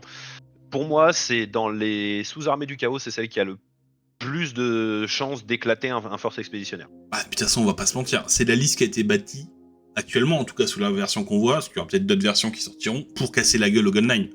Donc si en tant que Gunline, tu dis j'en ai rien à foutre, c'est qu'il y a un problème d'équilibrage majeur. Voilà, ça s'appelle KT. Hein. Tu sais, KT, je dis ça, je dis rien. Vendredi, je joue contre KT, là, en 2000 points, je vais jouer au Elf, putain. Ni fierté, ni honneur. Contre KT, je pense que je vais me faire casser la gueule et je vais revenir en disant « Ah, c'est pas suffisant, Games !» Mais je pense qu'il y a beaucoup plus de trucs à faire avec les modifications de profil, là, qu'on a eu. Enfin, bref. Les biquettes. Gestion de la magie. En premier. Le calice, toujours. Bah là, ça sera toujours le même problème, hein. Ça sera... Toujours la même chose, hein. Toujours la même chose, mais un petit peu moins problématique parce que t'as pas le gros tour 2 qu'a le loup de mer. Le loup de mer qui a 5 ou 6 unités en embuscade qui arrivent dans ton dos au T2. Ça, c'est un petit peu plus complexe. Et cette Death Star de gore qu'on voit en Wild Herd. Voilà. Comment tu vois le match-up, quels sont tes gros points forts, notamment contre la magie. On peut clairement le dire, c'est ton Runesmith. C'est le Runesmith qui fait la game. C'est le Runesmith qui fait la game, et c'est surtout, et ça pour avoir affronté 2 fois la même liste, une fois contre Bartal sur le tournoi actuel de Zal et une fois contre Lostar quand je l'avais préparé au WTC. Très simple, hein, l'homme bête a pas le terrain, il a perdu. C'est aussi con que ça. Parce que déjà, les petites unités satellites homme bête, ça meurt facilement. C'est un des trucs qui meurt le plus facilement du monde. Parce que ça a pas d'armure, un homme bête, hein. Oui. Problème, hein. Sauf parfois, je vois le petit pack de 3 Dragon Ogre. Le problème, c'est que c'est pas Swift Ride, donc j'ai 3 tours pour leur tirer dessus. C'est Endurance 4. En fait, ça meurt à la saturation, hein. C'est très simple, hein. Moi, je vais vous donner un des principes qui existe à 40k depuis des années, hein. Si ça a une trop grosse sauvegarde, saturez-le. Voilà, ça mourra forcément pareil. Alors, pour faire la différence, saturation, c'est un gros volume de dés, et suppression, c'est un petit volume de dés avec une grosse létalité. Voilà, un canon fait de la suppression, et des Gatling font de la saturation.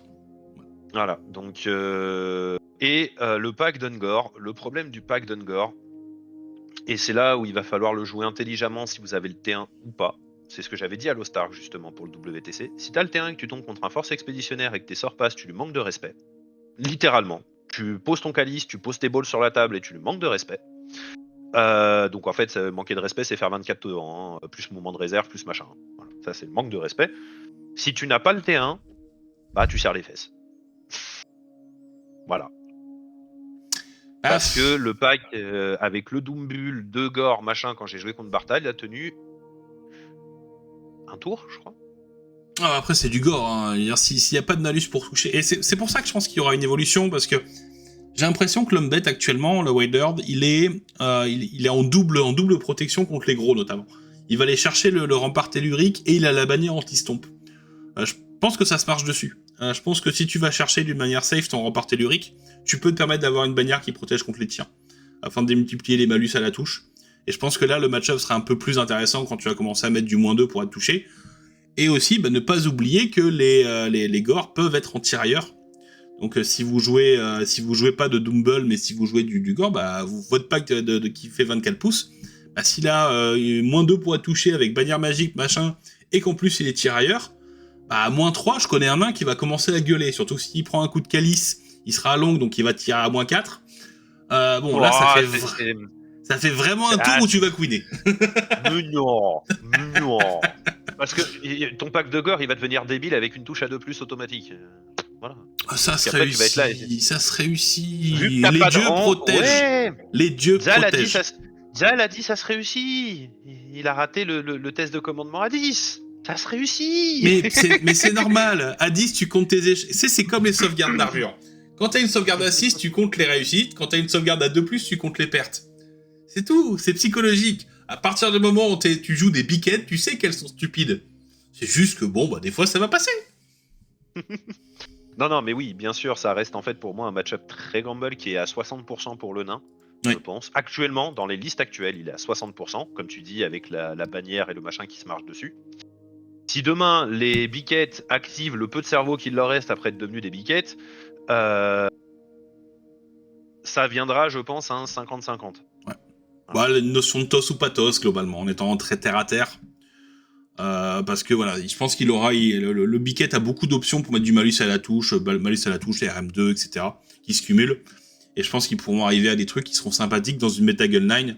Parce que là, clairement, le gros pack de gore qui dit « Ouais, je casse la gueule à un dragon !» Ah, il y en a pas dans le jeu. Ah, merde. Parce que bon, à part en KO, j'en ai pas vu beaucoup des dragons, si tu vois.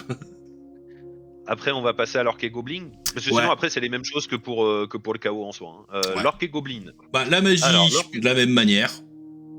Voilà, rune majeure de calme. Si votre maître des runes a décidé qu'il faisait pas grève aujourd'hui et qu'il vous sort en moyenne. Parce que, alors, faut savoir que la rune majeure de calme, il y a eu une baisse des objets magiques qui se lançaient, qui se boostaient pour lancer des sorts. Hein. Bon, la rune majeure de calme est toujours à +2. Voilà. Hein. Ouais, comme le drame magie, voilà, c'est comme ça. Donc, si votre maître des runes, qui est à peu près 2 tours sur 6, normalement, va faire, je crois que c'est à 11 plus qu'il doit passer, donc c'est 9, donc c'est 3 tours sur 6, va faire à peu près... Non, c'est ça, hein, j'ai dit une connerie, c'est 2 tours sur 6, va faire normalement 6, ouais. 36 pas. 36 pas, faut se dire que la magie adverse passe plus. Parce qu'entre votre RM, le plus 2, enfin le plus 2 à la valeur de lancement du sort, qui revient en fait à un -2 au cast, hein, basiquement, déjà à -3, la plupart des mages ils tirent la gueule. Oui. Ah, ils tirent la gueule pour lancer des spellards. Sauf si on est, tu en parlais, mais en homme bête, en Wilder, pour avoir les bonus, ouais. Le plus 3, voilà, plus 4, plus 5. En culte mortuaire. Mais culte mortuaire, pour moi, c'est une anomalie. Hein, ça restera. C'est une des armées d'ailleurs qui casse le mieux la gueule à la force XP. Hein, le culte mortuaire. Qui eux ont des bonus assez insane au lancement de la magie. Tous les autres, vous oubliez. Bah, vous avez un tour où vous avez plus de chances de faire un fiasco que de réussir votre spell en fait. Donc voilà, vous oubliez. Les fanatiques, en fait, comment je gère les fanatiques? Soit je les accepte. C'est-à-dire à un moment, bon le pack il a assez avancé, il me balance ses fanas, ok, j'accepte, d'accord, très bien. Sachant qu'avec le sapeur, une fois qu'il a fini son move, sur un 1 il crève. Donc il y a toujours une chance que le machin meure tout seul. Ouais. Soit vous bloquez les packs avec des gyros.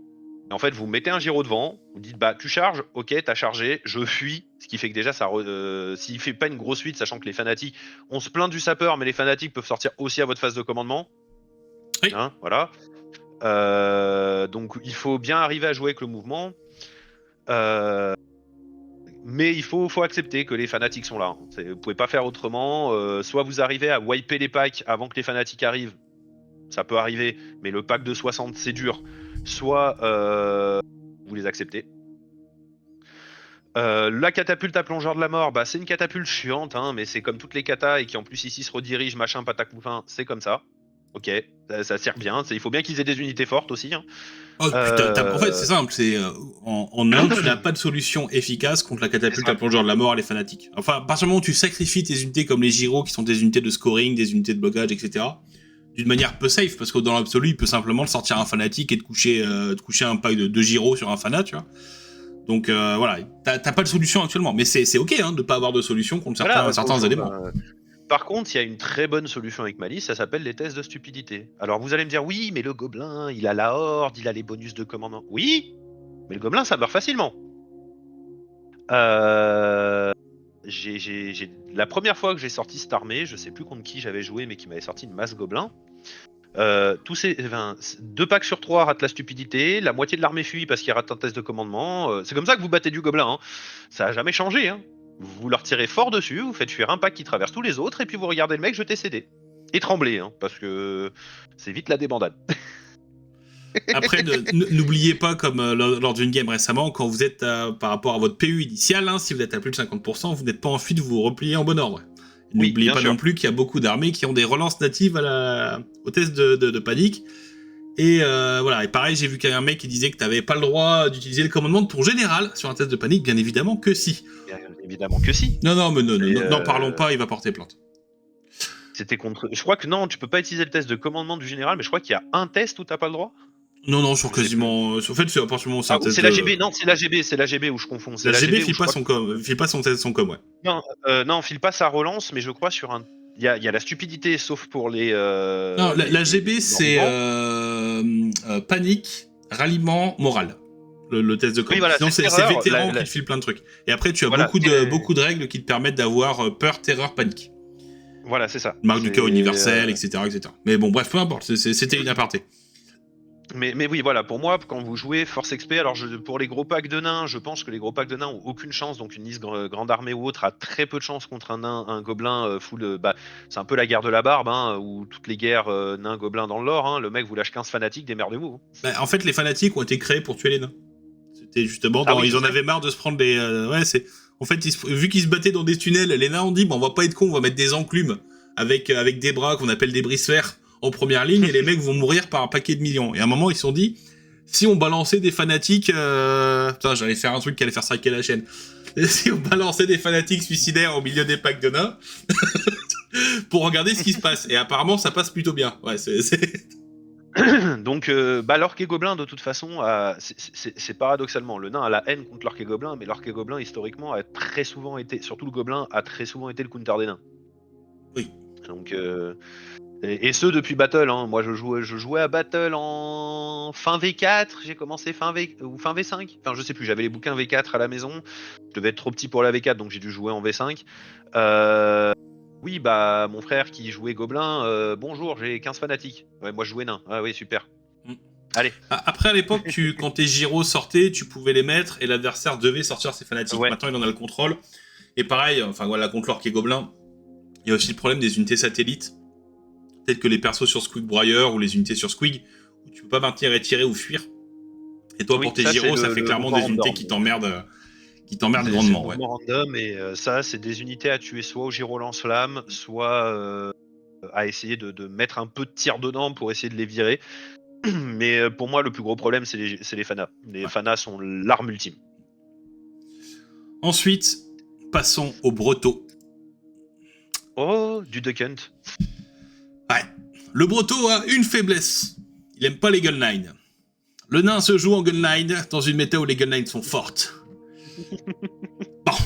Alors, les Pégases, plus connus sous le nom de... Tiens, ça meurt vite, ces connards. Non, moi, je les appelle les Duck Hunt. Tu sais, quand je dis ça, j'ai la petite musique dans la tête. C'est parce qu'en fait, oui, le Breto... Alors déjà, problème du Breto. Alors, 2 armées sur 3, dans le Breto, vous allez prier pour avoir l'invue. Parce que, soyons d'accord, si vous n'avez pas l'invue, vous pouvez ranger vos figues avant d'avoir fait la partie.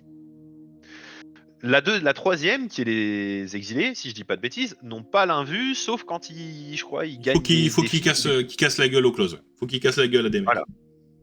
Donc, l'invue, pour y arriver, c'est une invue à 6 contre tout ce qui n'est pas force 5, et à 5 contre tout ce qui est force 5 et plus, si je dis pas de bêtises. C'est ça. Alors, quand en face, vous avez à peu près 60 tirs force 4 qui peuvent être AP2, AP4. Vous le voyez le problème ou pas? Je vais être con, mais pour moi, tu pries pas et t'essayes d'avoir le toss. Hein. Il y a de ça. Alors vous allez me dire, oui, mais le Synop est fort contre les gunlines. Ah oui. Pas contre les gunlines où la moitié des armes c'est du magique. Ah oui et non, oui et non. Ça va te faire chier, ça peut être un test de terreur, ça peut aller choper tes gyros assez vite, ça peut faire des blagues. Oui, mais donc c'est-à-dire si tu chopes les gyros qui seront chez toi, c'est-à-dire que ton Synop est chez toi.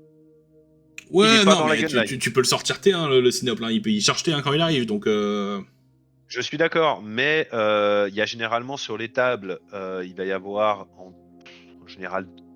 Alors ça dépend des types de tables, mais sur une table French Hammer, tu vas avoir, si tu as bien posé tes décors, je crois qu'il y a 2 terrains naturels qui vont être un champ et le marais, enfin une forêt, un marais, ou ouais, ça dépend contre qui tu joues. Tu risques d'avoir 2 forêts, un marais en French Hammer, ouais, quand tu joues Sinople. Voilà, sachant que, et ça t'as bien fait depuis le tournoi qu'on avait fait, je crois, en équipe, tu as forcé la taille de la forêt. Oui, je l'ai capé. Dois-je rappeler que certains petits malins, dont moi, parce qu'on l'avait fait à mon joueur bretonien, la forêt en taille 2 sur 2, tu poses un gyro dedans, le synapse sort plus. Voilà, hein. Ah, 50 nuances de fun. Mais parce qu'on l'avait fait à mon joueur breton à ce moment-là. Ouais, mais C'est pour ça que je me suis juste vengé. Il n'a fait que rayer une rancune. Et pas pour rien que le breton derrière, il a pris mal à son popotin. Bon, après, la possibilité de bloquer totalement une forêt avec des gyros, c'est aussi très très simple. Hein. Avec les mouvements scouts. Ah oui, totalement. Mais donc, pour le coup, pour moi, le problème, c'est que paradoxalement, l'unité qui est censée être l'unité la plus impactante des Bretos, qui est le pack de Pégase avec les persos machin, c'est simple, il monte son pif, il est mort.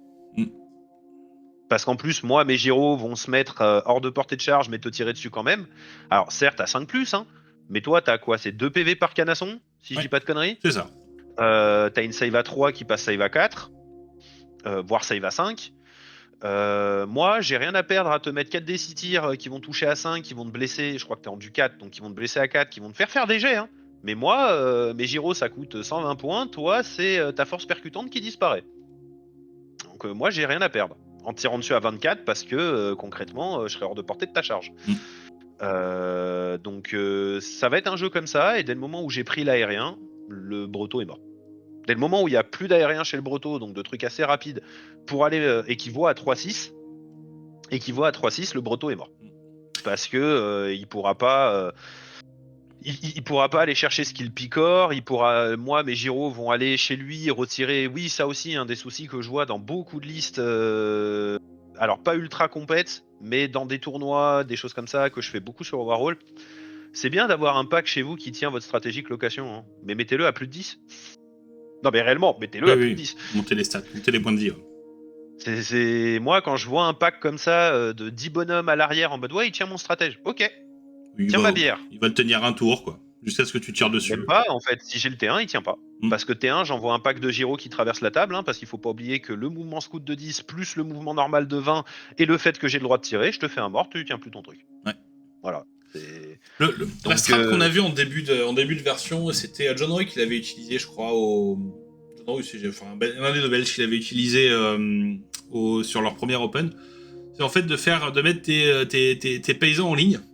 Tu fais ligne de paysans et t'avances de 8 et tes Pégases sont derrière.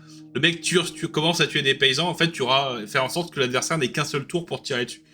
Alors, ça marchait dans une méta où il y avait peu de gunline, etc. Maintenant, je suis pas sûr que ça fonctionne encore. Je pense que tu vas te prendre des brochettes assez violentes. Donc voilà, je sais pas si le Breton a des vraies solutions contre les gunline, à part faire une wyvern, c'est-à-dire dire bah non, je vais refuser la game. Je vais aller chercher autant de points que tu en mettras et on vise du 10-10. Encore une fois, là, on arrive dans le game plan. Là, on vous parle de létalité pure et dure. Quand vous êtes en association, vous allez tenter de la jouer et puis tenter le all-in histoire de faire un truc classe. Quand vous êtes en jeu en équipe, etc., le but, c'est de camper, de limiter les pertes sur un match-up négatif. Et donc, c'est à vous de jouer au mieux. Comme tu l'as dit, hein, comme Bartal l'a fait contre toi. Voilà, tu sais que tu vas te prendre une branlée, tu joues le 10-10. Comme ça, vaut mieux ramener 10 points que 0 Tout à fait. Hein, mais c'est un truc où, pour moi, c'est quelque chose qui s'apprend en jouant en équipe. Les premières fois, vous raterez. Hein. Dans ce genre de match-up, c'est jamais plaisant. La première fois, vous vous raterez. Et après, ça rentrera. Mais c'est vrai que ce genre de match-up où on vous dit, tu vas pas jouer ta game. Hein, tu vas juste jeter des dés en espérant sauvegarder un maximum. C'est pas plaisant. C'est loin d'être plaisant. Après, il faut se dire aussi que The Old World a l'air quand même intelligemment équilibré pour l'instant, et que ça va être cyclique. À un moment, le Breton à 1.4 rasait la méta, maintenant il se fait raser les fesses. Là, Force XP, KT, il se fait raser les fesses par certaines gunlines, typiquement Empire et Force XP, mais c'est quand même lui qui va chercher KT. Donc, il y a quand même beaucoup de moments et c'est lui qui va chercher KT. Donc voilà, il n'est pas non plus. On n'est pas dans les moments où, comme sur 40k ou As, il peut y avoir, où tu as une armée qui a 20% de win rate. On n'est pas sur du 80-20% à coup de fac. On est sur un 52 qui devient 48 et surtout qu'il y a des match-ups qui changent parce que le Breton a pas encore su évoluer. Le jour où demain le Breton, c'est les listes à la con telles que j'avais conçues avec 2 packs de 40 chevaliers à pied sous des monologies qui se propulsent sur toi et qui te dit « T'as un tour mon pote, mais je te préviens, on est 80 ». Là ça sera drôle. Là ça sera drôle. Enfin bref. L'Empire. Duel de gunline. Sachant que l'Empire a plus ou moins 2 constructions. Il y a la construction, on va dire, assez classique comme la Fessence, hein, qui est pour moi la plus polyvalente et celle que tu vas jouer le plus facilement. Et après, tu avais la version qui avait sorti l'Exa, alors à 2-3 exceptions près, où il avait sorti beaucoup de stuff justement anti-gunline, avec beaucoup, alors bannière de -1 pour être touché, des mages de l'illusion, etc. Alors ce qui fait qu'il y a des match-ups qui sont totalement fermés, hein. Typiquement, il a pas de tir magique, donc déjà il y a 2-3 armées qui disent « Ah j'ai gagné en fait !» Et, Donnez ma bière. Exactement ça. Hold my beer. Tiens, il n'y a pas Van Helsing dans l'armée. Allez, on y va. Et là, tu vois, t'as la version justement qui va mettre des malus au tir pour se trouver dans un espèce de statu quo et qu'au final, ça soit le plus malin qui gagne. Comment tu l'anticipes ce genre de match-up dans les deux cas? Sachant que le premier, on va pas se mentir, hop, je suis pas sur le bon truc, c'est la gestion de ces foutus grands canons. Alors, les grands canons, bah c'est très simple. Giro qui part sur les flancs, qui tire dans les grands canons, qui charge les grands canons qui va charger les servants à coup de touche d'impact, et de 4-5 attaques force 4. Je le fais très souvent, je l'ai fait contre Zal pour aller chasser les machines de guerre. C'est comme ça que je le gère, le grand canon. Toutes les artilleries, c'est comme ça que je les gère. Ça veut dire que tu peux le faire au T2, dans le meilleur des cas. Oui. Donc, en partant du principe qu'il n'y a pas de truc mystique. Donc, si l'adversaire a le toss, t'as une rafale de canon. Et si l'adversaire a pas le toss... En fonction de la table, déjà T1, si j'ai pas le toss, il me touchera jamais un Giro. Pourquoi? Parce que mes Giros seront derrière tous les infranchissables du monde. Vu que j'ai un mouvement scout, si je suis pas trop con, je les laisse pas dans la pampa. Ce qui va rendre encore plus compliqué le fait d'aller les chercher. Parce qu'en général, t'as quand même une bonne distance à parcourir. Bah non, en fait. Bah non. Parce qu'il faut pas oublier que moi, je peux faire une marche forcée et tirer, et que je vole. Donc en fait, même si je fais 27, donc on va dire que je sacrifie 3 pas pour pas trop avancer, 27, je rappelle juste que l'écart entre nous deux, c'est 24. Ouais, je suis pas... À partir du moment où les escorteurs vont avoir au moins un tour pour te canarder, pour moi, il y a sujet. Je suis pas sûr que tu gères les gyros, que tu gères les canons... D'ailleurs, t'es sur l'image du Breton, là, copain. T'es pas sur l'image du... Pardon. Et même si je gère pas les canons, bah j'accepte, je gère pas les canons, je vais prendre quelques tirs, il va faire potentiellement des misfires, mais il faut pas oublier que moi de mon côté, j'ai de quoi répondre aussi. Déjà, ces escorteurs ne tireront pas dans mon pack de ranger parce qu'entre le tir multiple, la longue et le -2 de base pour les toucher, voilà, t'as pas envie de tirer dedans. Non, clairement. Bien d'accord. Donc pour le coup, en fait, pour moi, ces escorteurs vont essayer d'aller chasser mes gyros, mais ces escorteurs, je vais sûrement les chasser T1 à coup de piou-piou normaux, de tirs d'arquebusier, de rendre stupide de machin. Secondo, j'ai des gyros lance-flammes qui sont faits pour expressément ce genre de match-up. Parce qu'encore une fois, l'escorteur n'aime pas le lance-flamme. Voilà, tout simplement. Ah, c'est des gros sacs, là. C'est des gros sacs. Tu vas pas en toucher beaucoup. Faut pas oublier par 5, je le traverse. Quasiment le régiment de 10 avec un lance-flamme en biais. Ouais. Ah, tu vas en toucher quoi? Tu vas en toucher 5, ça fait 2 touches et demi en stats. Tu blesses à quel? Ça fait un point de vie, ça fait un mort. Et bah ça fait un mort. Moi c'est gratuit, c'est 60 points. Et puis il a pas envie de tirer dedans, je suis endurance 5, sauvegarde à 4. Oh, je pense qu'il tire dedans sans aucun souci. Je pense que tu veux clairement défoncer les gyros au tir d'escorteurs, tous, plutôt que te prendre parce que juste une charge de gyro avec les touches d'impact, il y a moyen que tu dépopes le pack d'escorteurs. Une charge de gyro, ça dépendra. Mais ouais, le gyro, voilà, les gyros, grosso modo, les gyros vont devoir faire beaucoup de taf. C'est ça. Sur le truc, ouais. Par contre, pour les canons, je te mets en chaud parce que je te vois pas. Je mets des notes, je mettrai la matrice à la fin. Bien sûr. Mais voilà, pour moi, c'est encore une fois là, on parle de gens. C'est des batailles de riches. Nul de versus force expéditionnaire. Bon, voilà, il y en a un qui encaisse mieux les tirs, l'autre qui en lance le triple. Voilà, les gens se balancent des billets de banque au visage en disant non, c'est une engueulade entre Bill Gates et Jeff Bezos. Non mais bien sûr, ça va être une bataille qui va pas non plus être facile. Ça va pas être une bataille facile. Ça va être au premier qui craque. Parce que à peu près sûr à 400% que mon pack d'arbalétrier va tirer dans son pack de null tous les jours. Et là, cool. Et lui après, avec les survivants, il va être là. Ça va être comme ça tout le temps. Même si j'ai un pack qui cumule plus facilement les malus que lui. Ouais. Oui, c'est ça. Et puis, voilà, après, encore une fois, est-ce qu'il a optimisé sa liste anti-gunline ou pas avec le -2 hit voilà, après, on rentre dans le cas du -2 hit. Comment je gère le -2 hit? À un coup de canon. C'est très simple, et c'est ce que j'avais fait, j'en avais rigolé au début, mais c'est ce que j'ai fait à Yaz. Il jouait, à l'époque où on faisait des tests, lui il jouait au Elf, machin. Je vois le pack de Lion Blanc, je sais que si le pack de Lion Blanc est terré sous -2 illusions de mes deux glaouis, ce que tu veux, est chiant à tuer. Il cache ses gros monstres de façon à ce que je puisse pas tirer au canon. Ok, j'ai qu'une cible. Les 2 canons tirent dedans, t'as payé ton as. Alors, c'est une chance sur beaucoup, mais t'as payé ton as. Chance je sur tue ton 6 par archimage, canon. Je tue ton archimage. Tu n'as plus les -2, les éthérés, les machins, les trucs malins. Ok, maintenant on va rigoler. C'est. J'ai pas. De toute façon, je vais pas tirer dans le descorteur avec du canon. Je vais pas faire un duel de canon à canon avec du canon. Bah, tu le perds, de toute façon. Voilà. Ce duel-là, tu le perds. Donc, je vais pas faire un duel comme ça. Donc, qu'est-ce qui me reste comme cible intéressante? Shooter le sorcier qui est dans le pack. Voilà. Et mes canons, même s'ils meurent, n'auront eu qu'une cible, shooter ce sorcier. Parce qu'au moment où il décède, il ouvre la porte à ce que j'éclate le pack. Il faut... Dans des match-ups comme ça, moi, c'est le meilleur conseil que je peux donner à des gens qui veulent se lancer dans le compétitif ou qui veulent potentiellement s'améliorer, c'est l'acquisition des cibles. Voilà. Quelle est la cible la plus intéressante? C'est de se faire un calepin. Alors moi, il est mental, hein, mais de se faire un calepin, voire même vous le notez. Ok, je suis sur tel scénario contre telle armée. Qu'est-ce que je dois tuer en premier? Voilà. Alors des fois c'est très bête. Là, quand sur du tournoi compétitif, je note beaucoup de choses et des fois je note aussi mon game plan sur le truc en haut à gauche. Je mets des fois c'est un petit rappel, hein, mais je l'ai vu notamment quand quand on a fait le duel de loup de mer à Wavrin. En fait, quand t'es en duel de loup de mer, t'as envie que ton patron du chaos il tue le mec du chaos en face et comme ça c'est toi le seigneur et tu prends son armée, tu prends ses figurines et tu conquiers le vieux monde. Bon, ça c'est bien, c'est dans le lore, c'est dans ta tête. Mais en pratique, il faut gagner. Et en fait, je m'étais mis en haut de mon carnet, je m'étais mis Objo et je l'avais souligné 2 fois. En disant, oublie pas, tu ne gagneras pas la game en 1 contre 1. Ça, on n'a aucune idée de comment ça peut se finir. C'est juste des jets de dés, en gros, c'est du 4+. Par contre, s'il a plus qu'un seul pack et que toi, t'as des mecs partout, sur domination, tu gagnes.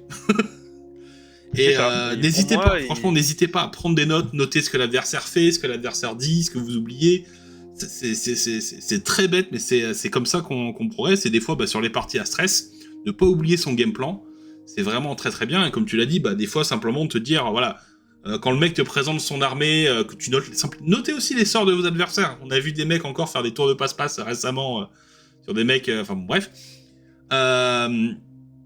Notez les choses, et n'hésitez pas à dire ça, c'est ma cible prioritaire. Un sorcier de l'illusion qui balance -1 pour être touché, dans pas mal d'armées, le pack d'escorteurs, tu dis j'en ai rien à foutre, je vais jamais tirer dessus, j'ai 2 projectiles magiques, je suis pas concerné.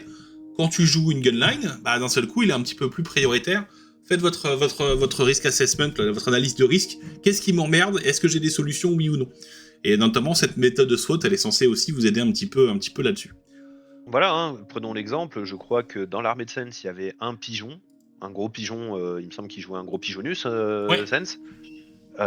Ok, mes canons, basiquement, et il me semble qu'il avait pas le gars de l'illusion. J'ai pas revérifié. Non, il jouait pas d'illusion, il jouait de la magie en mode blast offensif, en support d'escorteur.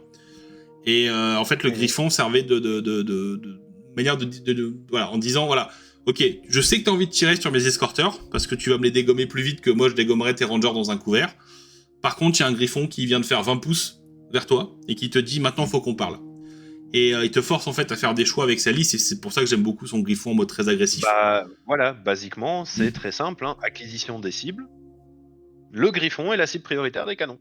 Voilà. C'est pourquoi? Parce que c'est la seule chose qui peut m'emmerder rapidement. Les escorteurs, je vais les gérer au tir, même si je vais toucher qu'à 4 avec mes rangers. Derrière, je vais blesser à 4. Je vais être PA potentiellement -4, donc je vais fumer les escorteurs.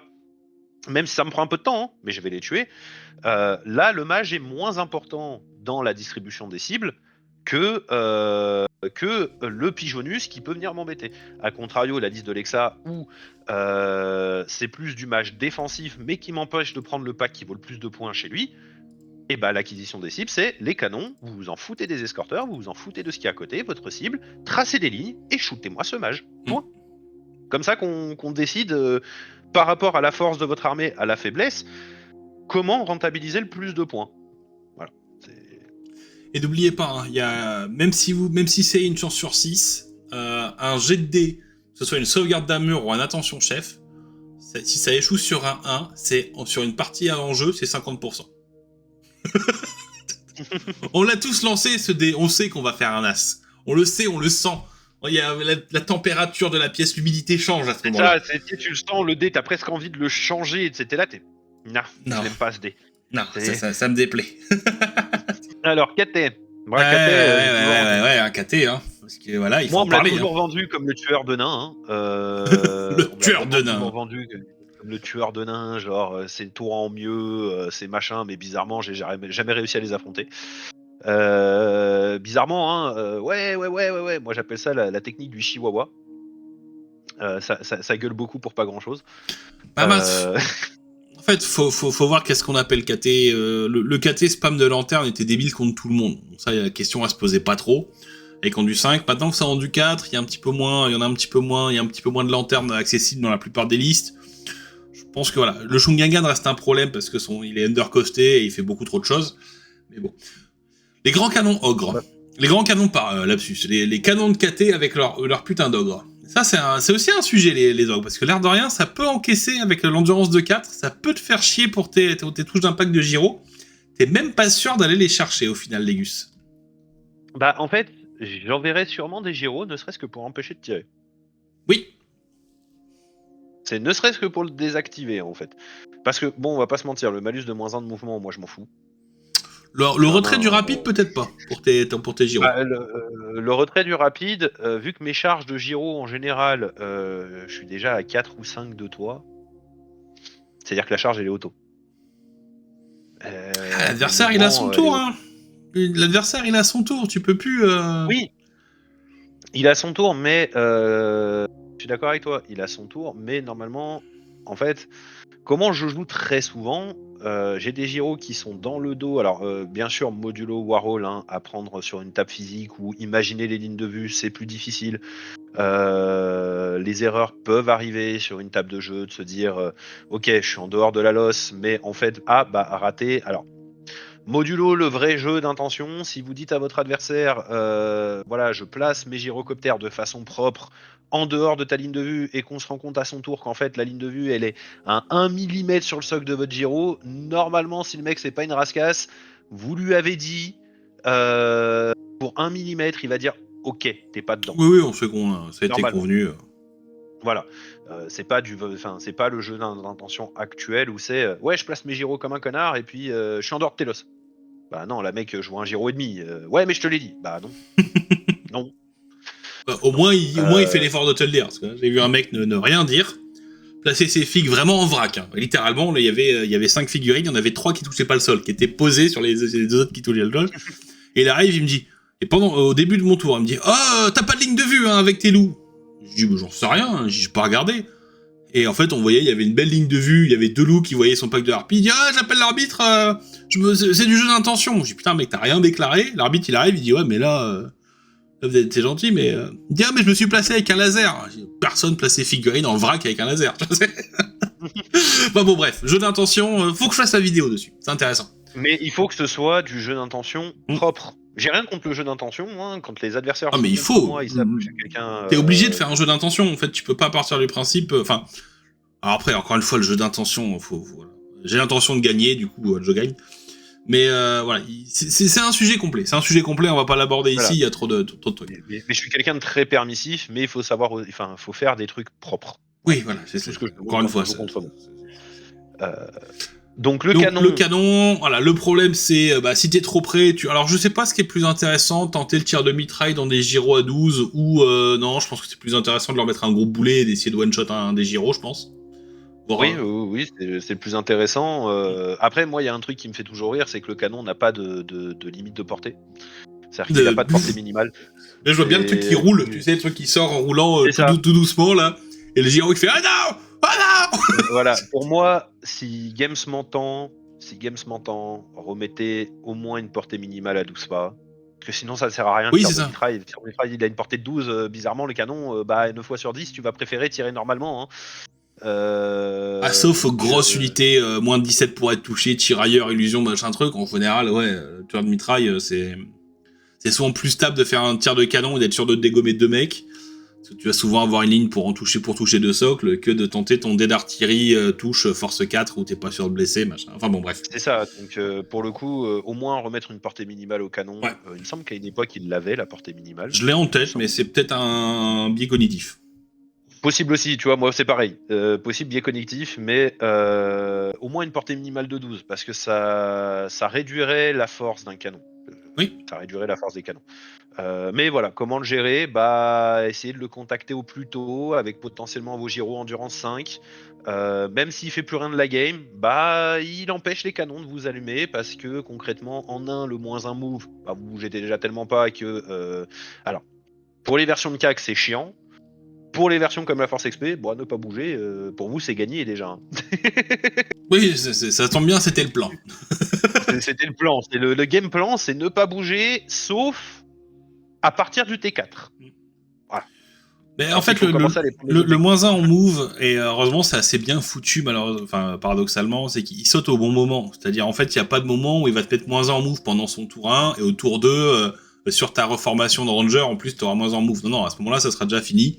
Voilà, il n'y a pas trop d'impact par rapport à ça. Par contre, faites gaffe par rapport, bah voilà, si vous avez un boulet qui arrive à côté de vous, si vous avez un mouvement qui passe à 2, bah c'est que les mecs à 2 pouces qui pourront taper, et puis à 3, bon, c'est de la branlette, on va pas se mentir, à ce niveau-là, c'est de la branlette. Bon, canon, en gros, bah même problème que que contre l'Empire, et contre les... En plus, t'as le sujet c'est un petit peu... Ah, faudrait savoir, est-ce que c'est plus efficace ou moins efficace qu'une catapulte à plongeur de la mort contre toi? Quand tu joues paquet, clairement, la catapulte à plongeur de la mort peut te faire un petit peu peur, et encore, faudrait faire les stats, comparé à un gros boulet de canon qui traverse tes lignes de tirailleurs. Enfin voilà, il y a des sujets qui sont intéressants à voir, mais je pense que globalement, voilà, les machines de guerre restent compliquées pour les Gun 9. C'est comme pour toutes les armées, hein. C'est normal. Armées, personne n'aime prendre une machine de guerre dans la bouche. Hein. Voilà, encore une fois, je vais pas remettre la vidéo du Patriote parce qu'à chaque fois que je la mets, je me fais sniper. Mais voilà, les mecs qui avancent avec un flingue à la main, les boulets de canon en général, ça fait du dégât. Ensuite, la sacro-sainte lanterne. Alors, maintenant qu'elle est passée en du 4, tu la déboîtes. Je la détruis. En fait, déjà avant, je les détruisais de mon point de vue assez facilement à la saturation, en du 5, parce que j'avais tellement de tirs que je pouvais fumer des lanternes. Hein, le seul truc qui les avantageait, c'était la portée.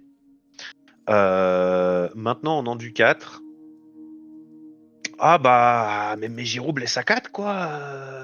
Ah, puis voilà, c'est très bête, mais l'évolution de 2 packs de Thunderer vers un pack de Ranger, un pack de Thunderer, bah, ça fait que ton pack de Ranger dans les trucs qui est tirailleur, donc il va voir à 360 sur une grande cible, donc tu vas tirer... Ah bah non, règle de Game Workshop, pardon, excuse-moi, j'avais oublié. Les tirailleurs d'une unité bloquent les lignes de vue sur une grande cible. Donc voilà. Non, c'est pas marqué ça. C'est marqué que tout le monde voit sur. Non, ça a été changé. Maintenant, quand sur une grande cible, t'as un rang de plus qui peut tirer. Et ce qui est totalement con. Et le soir, bah, ça avait été un petit cas d'échauffement entre Ayaz et Lucre, parce que quand il y a eu le changement de règle, Ayaz il avait laissé son pack en tirailleur en disant ça change rien. Il avait dit bah non, là tes mecs qui sont à l'arrière voient pas ma lanterne. Alors que si c'était un pack de mecs en rang, il y avait 3 rangs qui tiraient dessus, ça avait pas de sens. D'accord.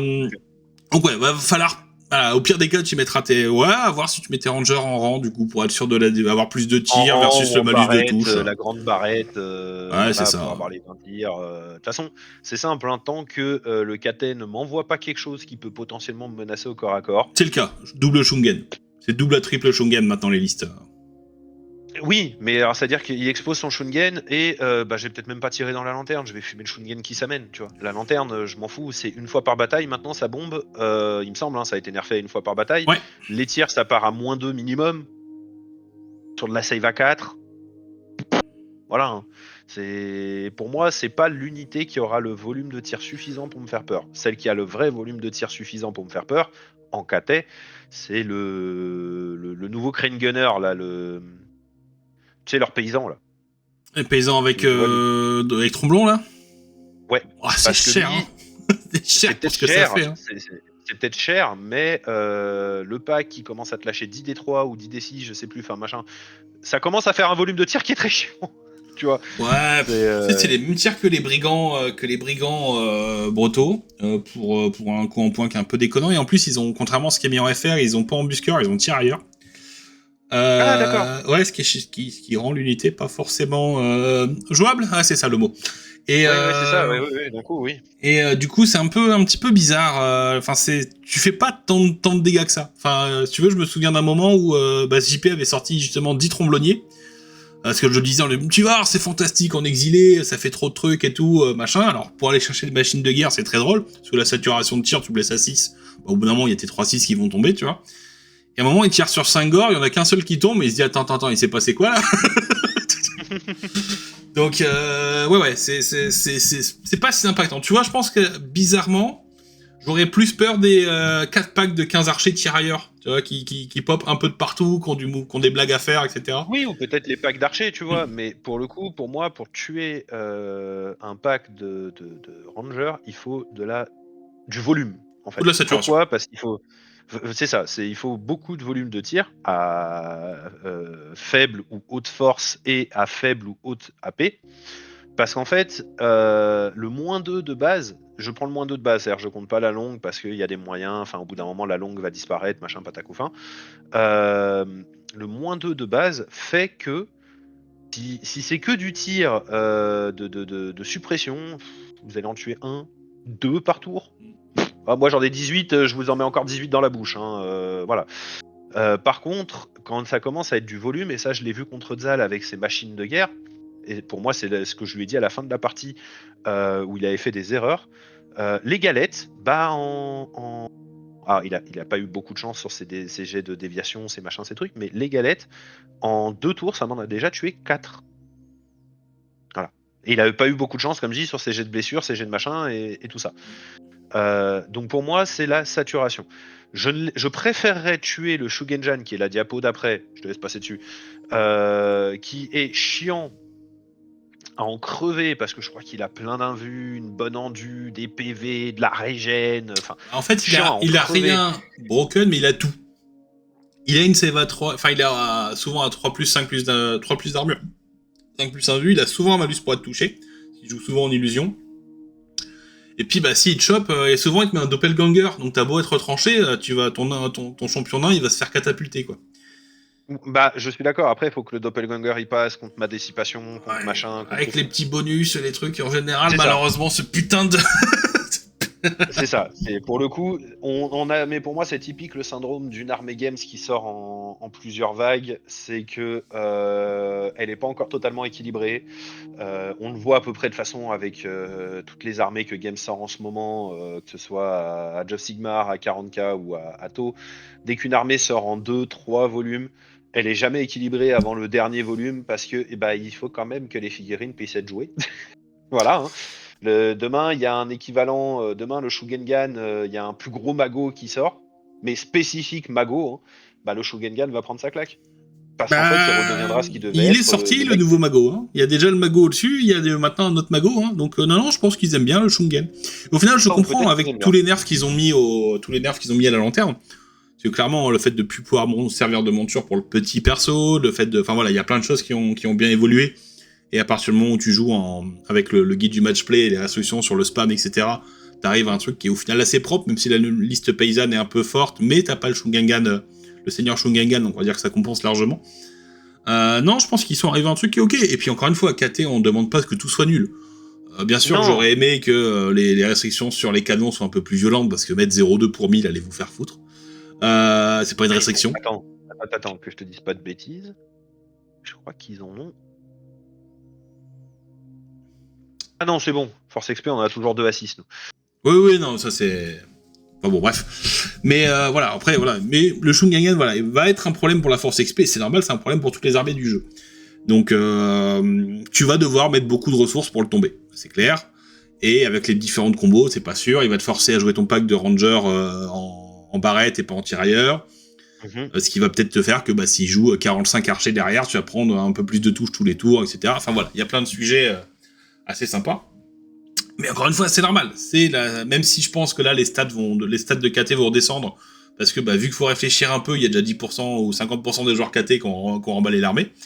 Et c'est comme à chaque fois. Pareil, ça, c'est le truc. C'est pas choquant, encore une fois, c'est une question de paradigme. Et donc là, tu vois, je pense que ça va. Je pense que les stats de KT vont un petit peu se réguler. Il faut gérer le Shungangan, mais tout le reste maintenant est, pour moi, je pense, acceptable. Notez bien, voilà, on est le 25 mars quand je dis ça. Vendredi, donc le 26, le 27, je joue contre KT en 2000 points, la liste full paysan de Ricky. Je vais revenir en disant que c'est broken. Voilà. Non, mais c'est toujours pareil. Est-ce qu'une armée est forte parce que les règles sont mal écrites, ou est-ce qu'elle est forte parce que dans la méta actuelle, telle que Games l'a voulu, en fait, elle la casse. Qu'est-ce qui a rendu la force XP pété ? Basiquement, qu'est-ce qui a rendu la Force XP pété? C'est qu'en 1.5, on a dit on allait jouer des gros packs d'infanterie. La Force XP a dit ok, très bien, j'ai des bonus sur mon infanterie et je tire fort. Ouais, en fait, c'est la méta gunline. En fait, il y avait deux manières de voir les objets. C'est soit on mettait du monde sur les objets, soit on mettait des trucs qui campaient les objets et qui tuaient, qui avaient de l'action dès le T1. Globalement, c'est ça. Hein, c'est. Oui, c'est totalement ça. Et en fait, c'est le problème, c'est que Games ne peut pas. Alors, soit demain il change les règles de tir, mais on s'éloigne de Battle, parce qu'en fait, moi, qu'est-ce qui a fait que tôt je suis devenu aussi bon au jeu très rapidement? Bah, c'est parce qu'en fait, c'est Battle. Hein. Quand j'en ai fait 10 ans, Oui. au bout d'un moment, c'est comme le vélo, ça se perd pas. Et puis, moi, je l'ai fait à l'époque où on estimait les portées de machines de guerre, avec toutes les. Certains diraient de la triche, les tricks pour y arriver. Hein, Il y avait moins de tatouages à l'époque. Non, il y avait plus. Non, il y avait les tables. Je sais pas si tu te souviens, à cette époque-là, Games commençait à sortir leurs propres tables qui étaient des carrés de 12 par 12. Alors, monsieur, c'était des carrés de 24 par 24 parce que tu en avais 6 pour faire une table et c'est sorti après que les estimations soient terminées. Vous mentez, monsieur, vous mentez. Alors, moi, j'ai l'époque de. Il me semble que ça y était encore parce que pour le coup, Bon, au pire, mis à part ça. Pour avoir assez joué avec mon frère, hein, pourquoi je vous dis depuis tout à l'heure il y a 24 entre nous deux? Parce que c'est grâce à ça que je m'en souviens. Hein. Ah, tu mesures à combien tu déploies ta machine de guerre, tu ajoutes le nombre, tu regardes.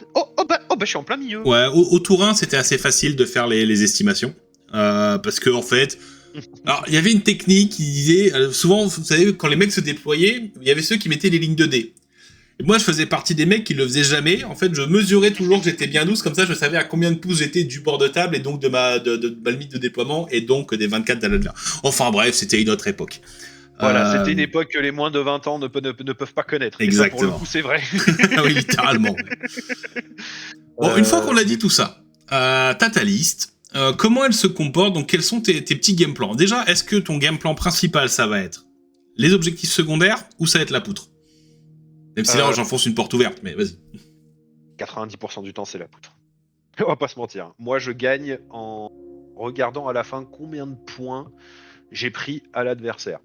Ce qui est à peu près le cas de toutes les gunlines, en fait, quand on regarde. Puisqu'en fait, une gunline, ce qu'elle investit dans la destruction de l'adversaire, elle le perd dans des petites unités assez tanky, assez satellites pour aller prendre les objectifs. C'est pas pour rien que j'ai dit en milieu de vidéo que le nain bougeait à partir, en tout cas la force XP bougeait à partir du tour 4, 5, 6. Donc en fait, à partir du tour 4, 5, 6, si vous avez bien joué, ah bah il n'y a plus rien pour vous empêcher d'aller les prendre, les objets. Bah, un adversaire mort ne prend pas les objets. Ça, c'est une règle de base de 40K C'est aussi. Et que vous pouvez pas faire autrement. C'est-à-dire que les premiers tours, vous allez les subir en force XP. Premier tour, c'est pas vous qui avez l'initiative, c'est votre adversaire qui a l'initiative de où il va aller. Voilà. C'est vous qui allez les subir. Alors, vous allez me dire, oui, mais toi tu tires, machin, nana. Oui, je tire. J'ai beaucoup pris l'exemple d'Ayaz parce que c'est un très bon copain, c'est une personne avec qui j'adore jouer, et j'adore le faire rager, mais j'adore jouer aussi. Quand je joue avec lui, généralement, la seule chose que je vois, c'est le pack en illusion à -2. Tout le reste est planqué. Voilà. Tout le reste est planqué.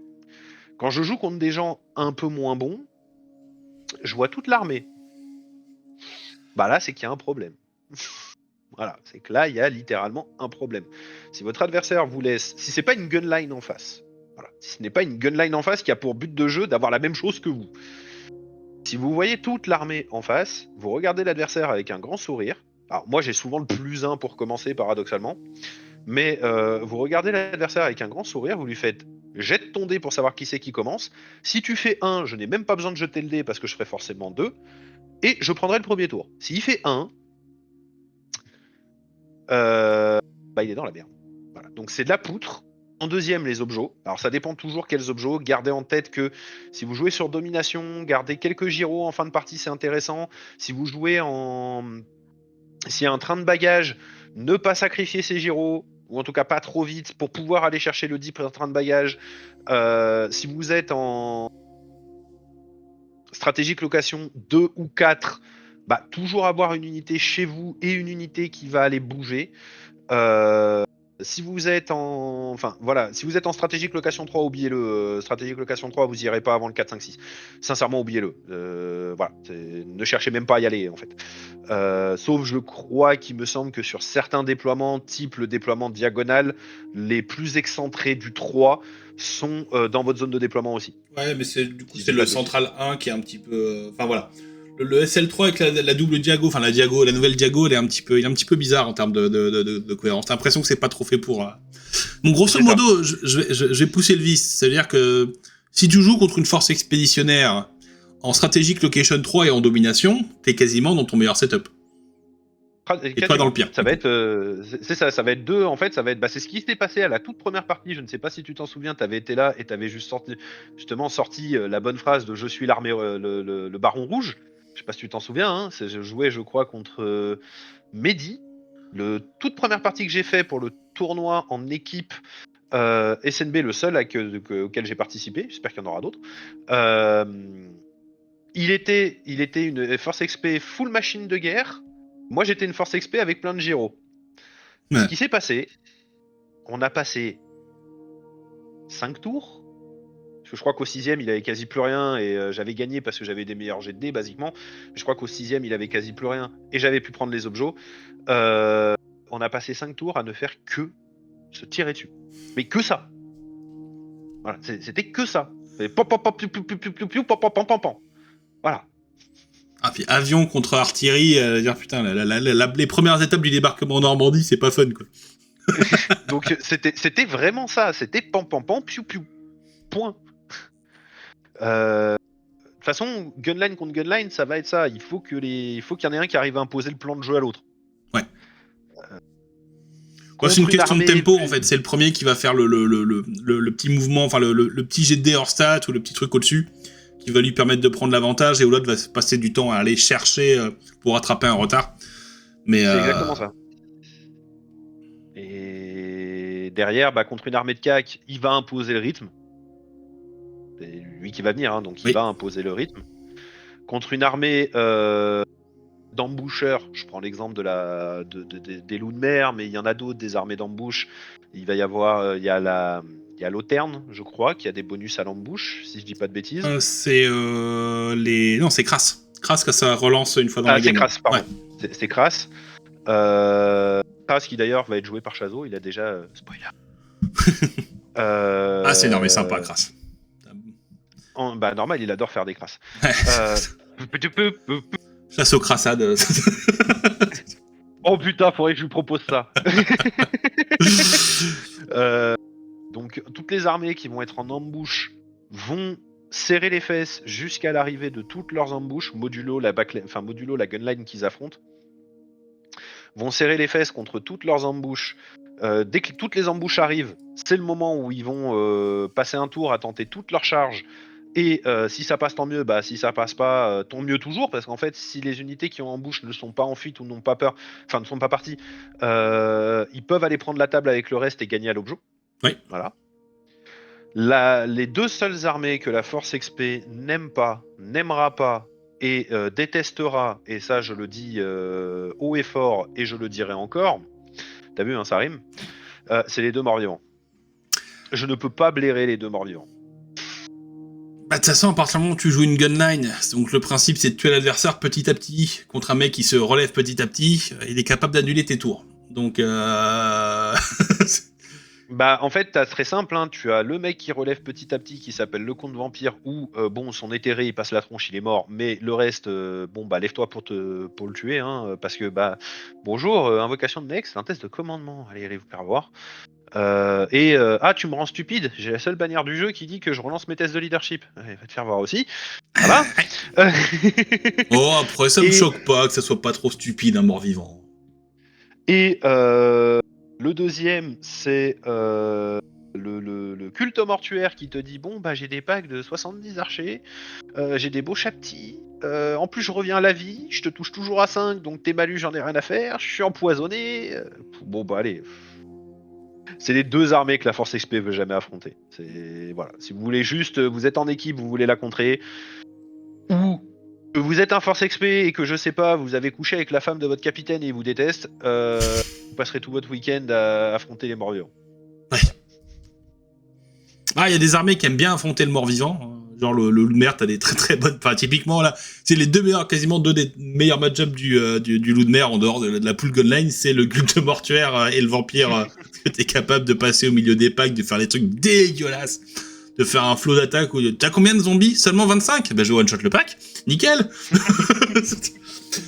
Donc bon, mais ouais, c'est des trucs assez sympathiques, ouais. Mais c'est bien, en fait, c'est très con, mais c'est bien qu'il y ait des contres, c'est bien qu'il y ait des match-ups compliqués, même sur une liste comme ça qui domine, parce que qui est en haut de la méta. Il y a quand même pas mal de moments où tu vas te faire casser la gueule, même par des armées des fois qui sont intermédiaires, parce que le Loudmer, c'est une liste tech, c'est pas fort contre tout. Oui, voilà. Donc c'est... Mais c'est là où pour moi le jeu est plus sain, je fais une petite aparté à 40k, c'est là où le jeu est plus sain qu'à 40k, c'est que Games est encore, et j'espère qu'il le restera, Games est encore dans cette idée de, il y a des armées qui savent faire des trucs, mais qui ne savent pas faire autre chose. Oui. 40k, on est dans l'optique de, pour ne frustrer personne, tout le monde se met quasiment à savoir faire la même chose que tout le monde. Et alors bien sûr, il y a toujours le petit pourcentage de trucs qui est un peu plus élevé que machin, mais tous les gameplays sont quasiment accessibles à tout le monde. Pour vous donner un exemple, les elfes noirs de 40k, voilà, comme ça tout le monde comprendra, sont actuellement une armée de horde. Normal. Moi, c'est comme ça que je visualise les elfes. Des gros mobs qui te prennent de vitesse, qui sont beaucoup. Voilà, c'est comme ça que je visualise les trucs. Pourquoi ? Parce que faut pas frustrer le joueur elfe noir qui a pas forcément envie de jouer le gameplay de gunline avec quelques unités d'élite. Non, on va dire que tu as une armée qui aligne à peu près 90 figurines sur la table. Alors c'est beaucoup à 40k. Hors véhicule. Alors c'est beaucoup, il faut relativiser. À 40k, c'est beaucoup. Les joueurs vampires disent 90 figurines, mais c'est super. Seulement. Oui, ouais. Mais voilà, et c'est normal, comme le dit Corbac, et là-dessus ce sera peut-être un très bon mot de la fin, je pense. Le mot de la fin, je le rejoins dessus, qu'une liste tech qui est basée pour péter de la gunline, mais qui est mauvaise dans d'autres match-up, pète la gunline, bah c'est normal. Oui. Ça prouve que le jeu est bien fait, voilà. en fait. En fait, quand tu peux jouer des armées polyvalentes, mais qui vont rien vraiment faire de bien, ou des armées super tech, mais qui vont rebondir dans certaines situations, c'est que t'as un bon jeu. Tout à fait. Bon, bah c'est plutôt pas mal. Merci à toi. J'espère que ça vous a plu. Pensez à liker, vous abonner, partager.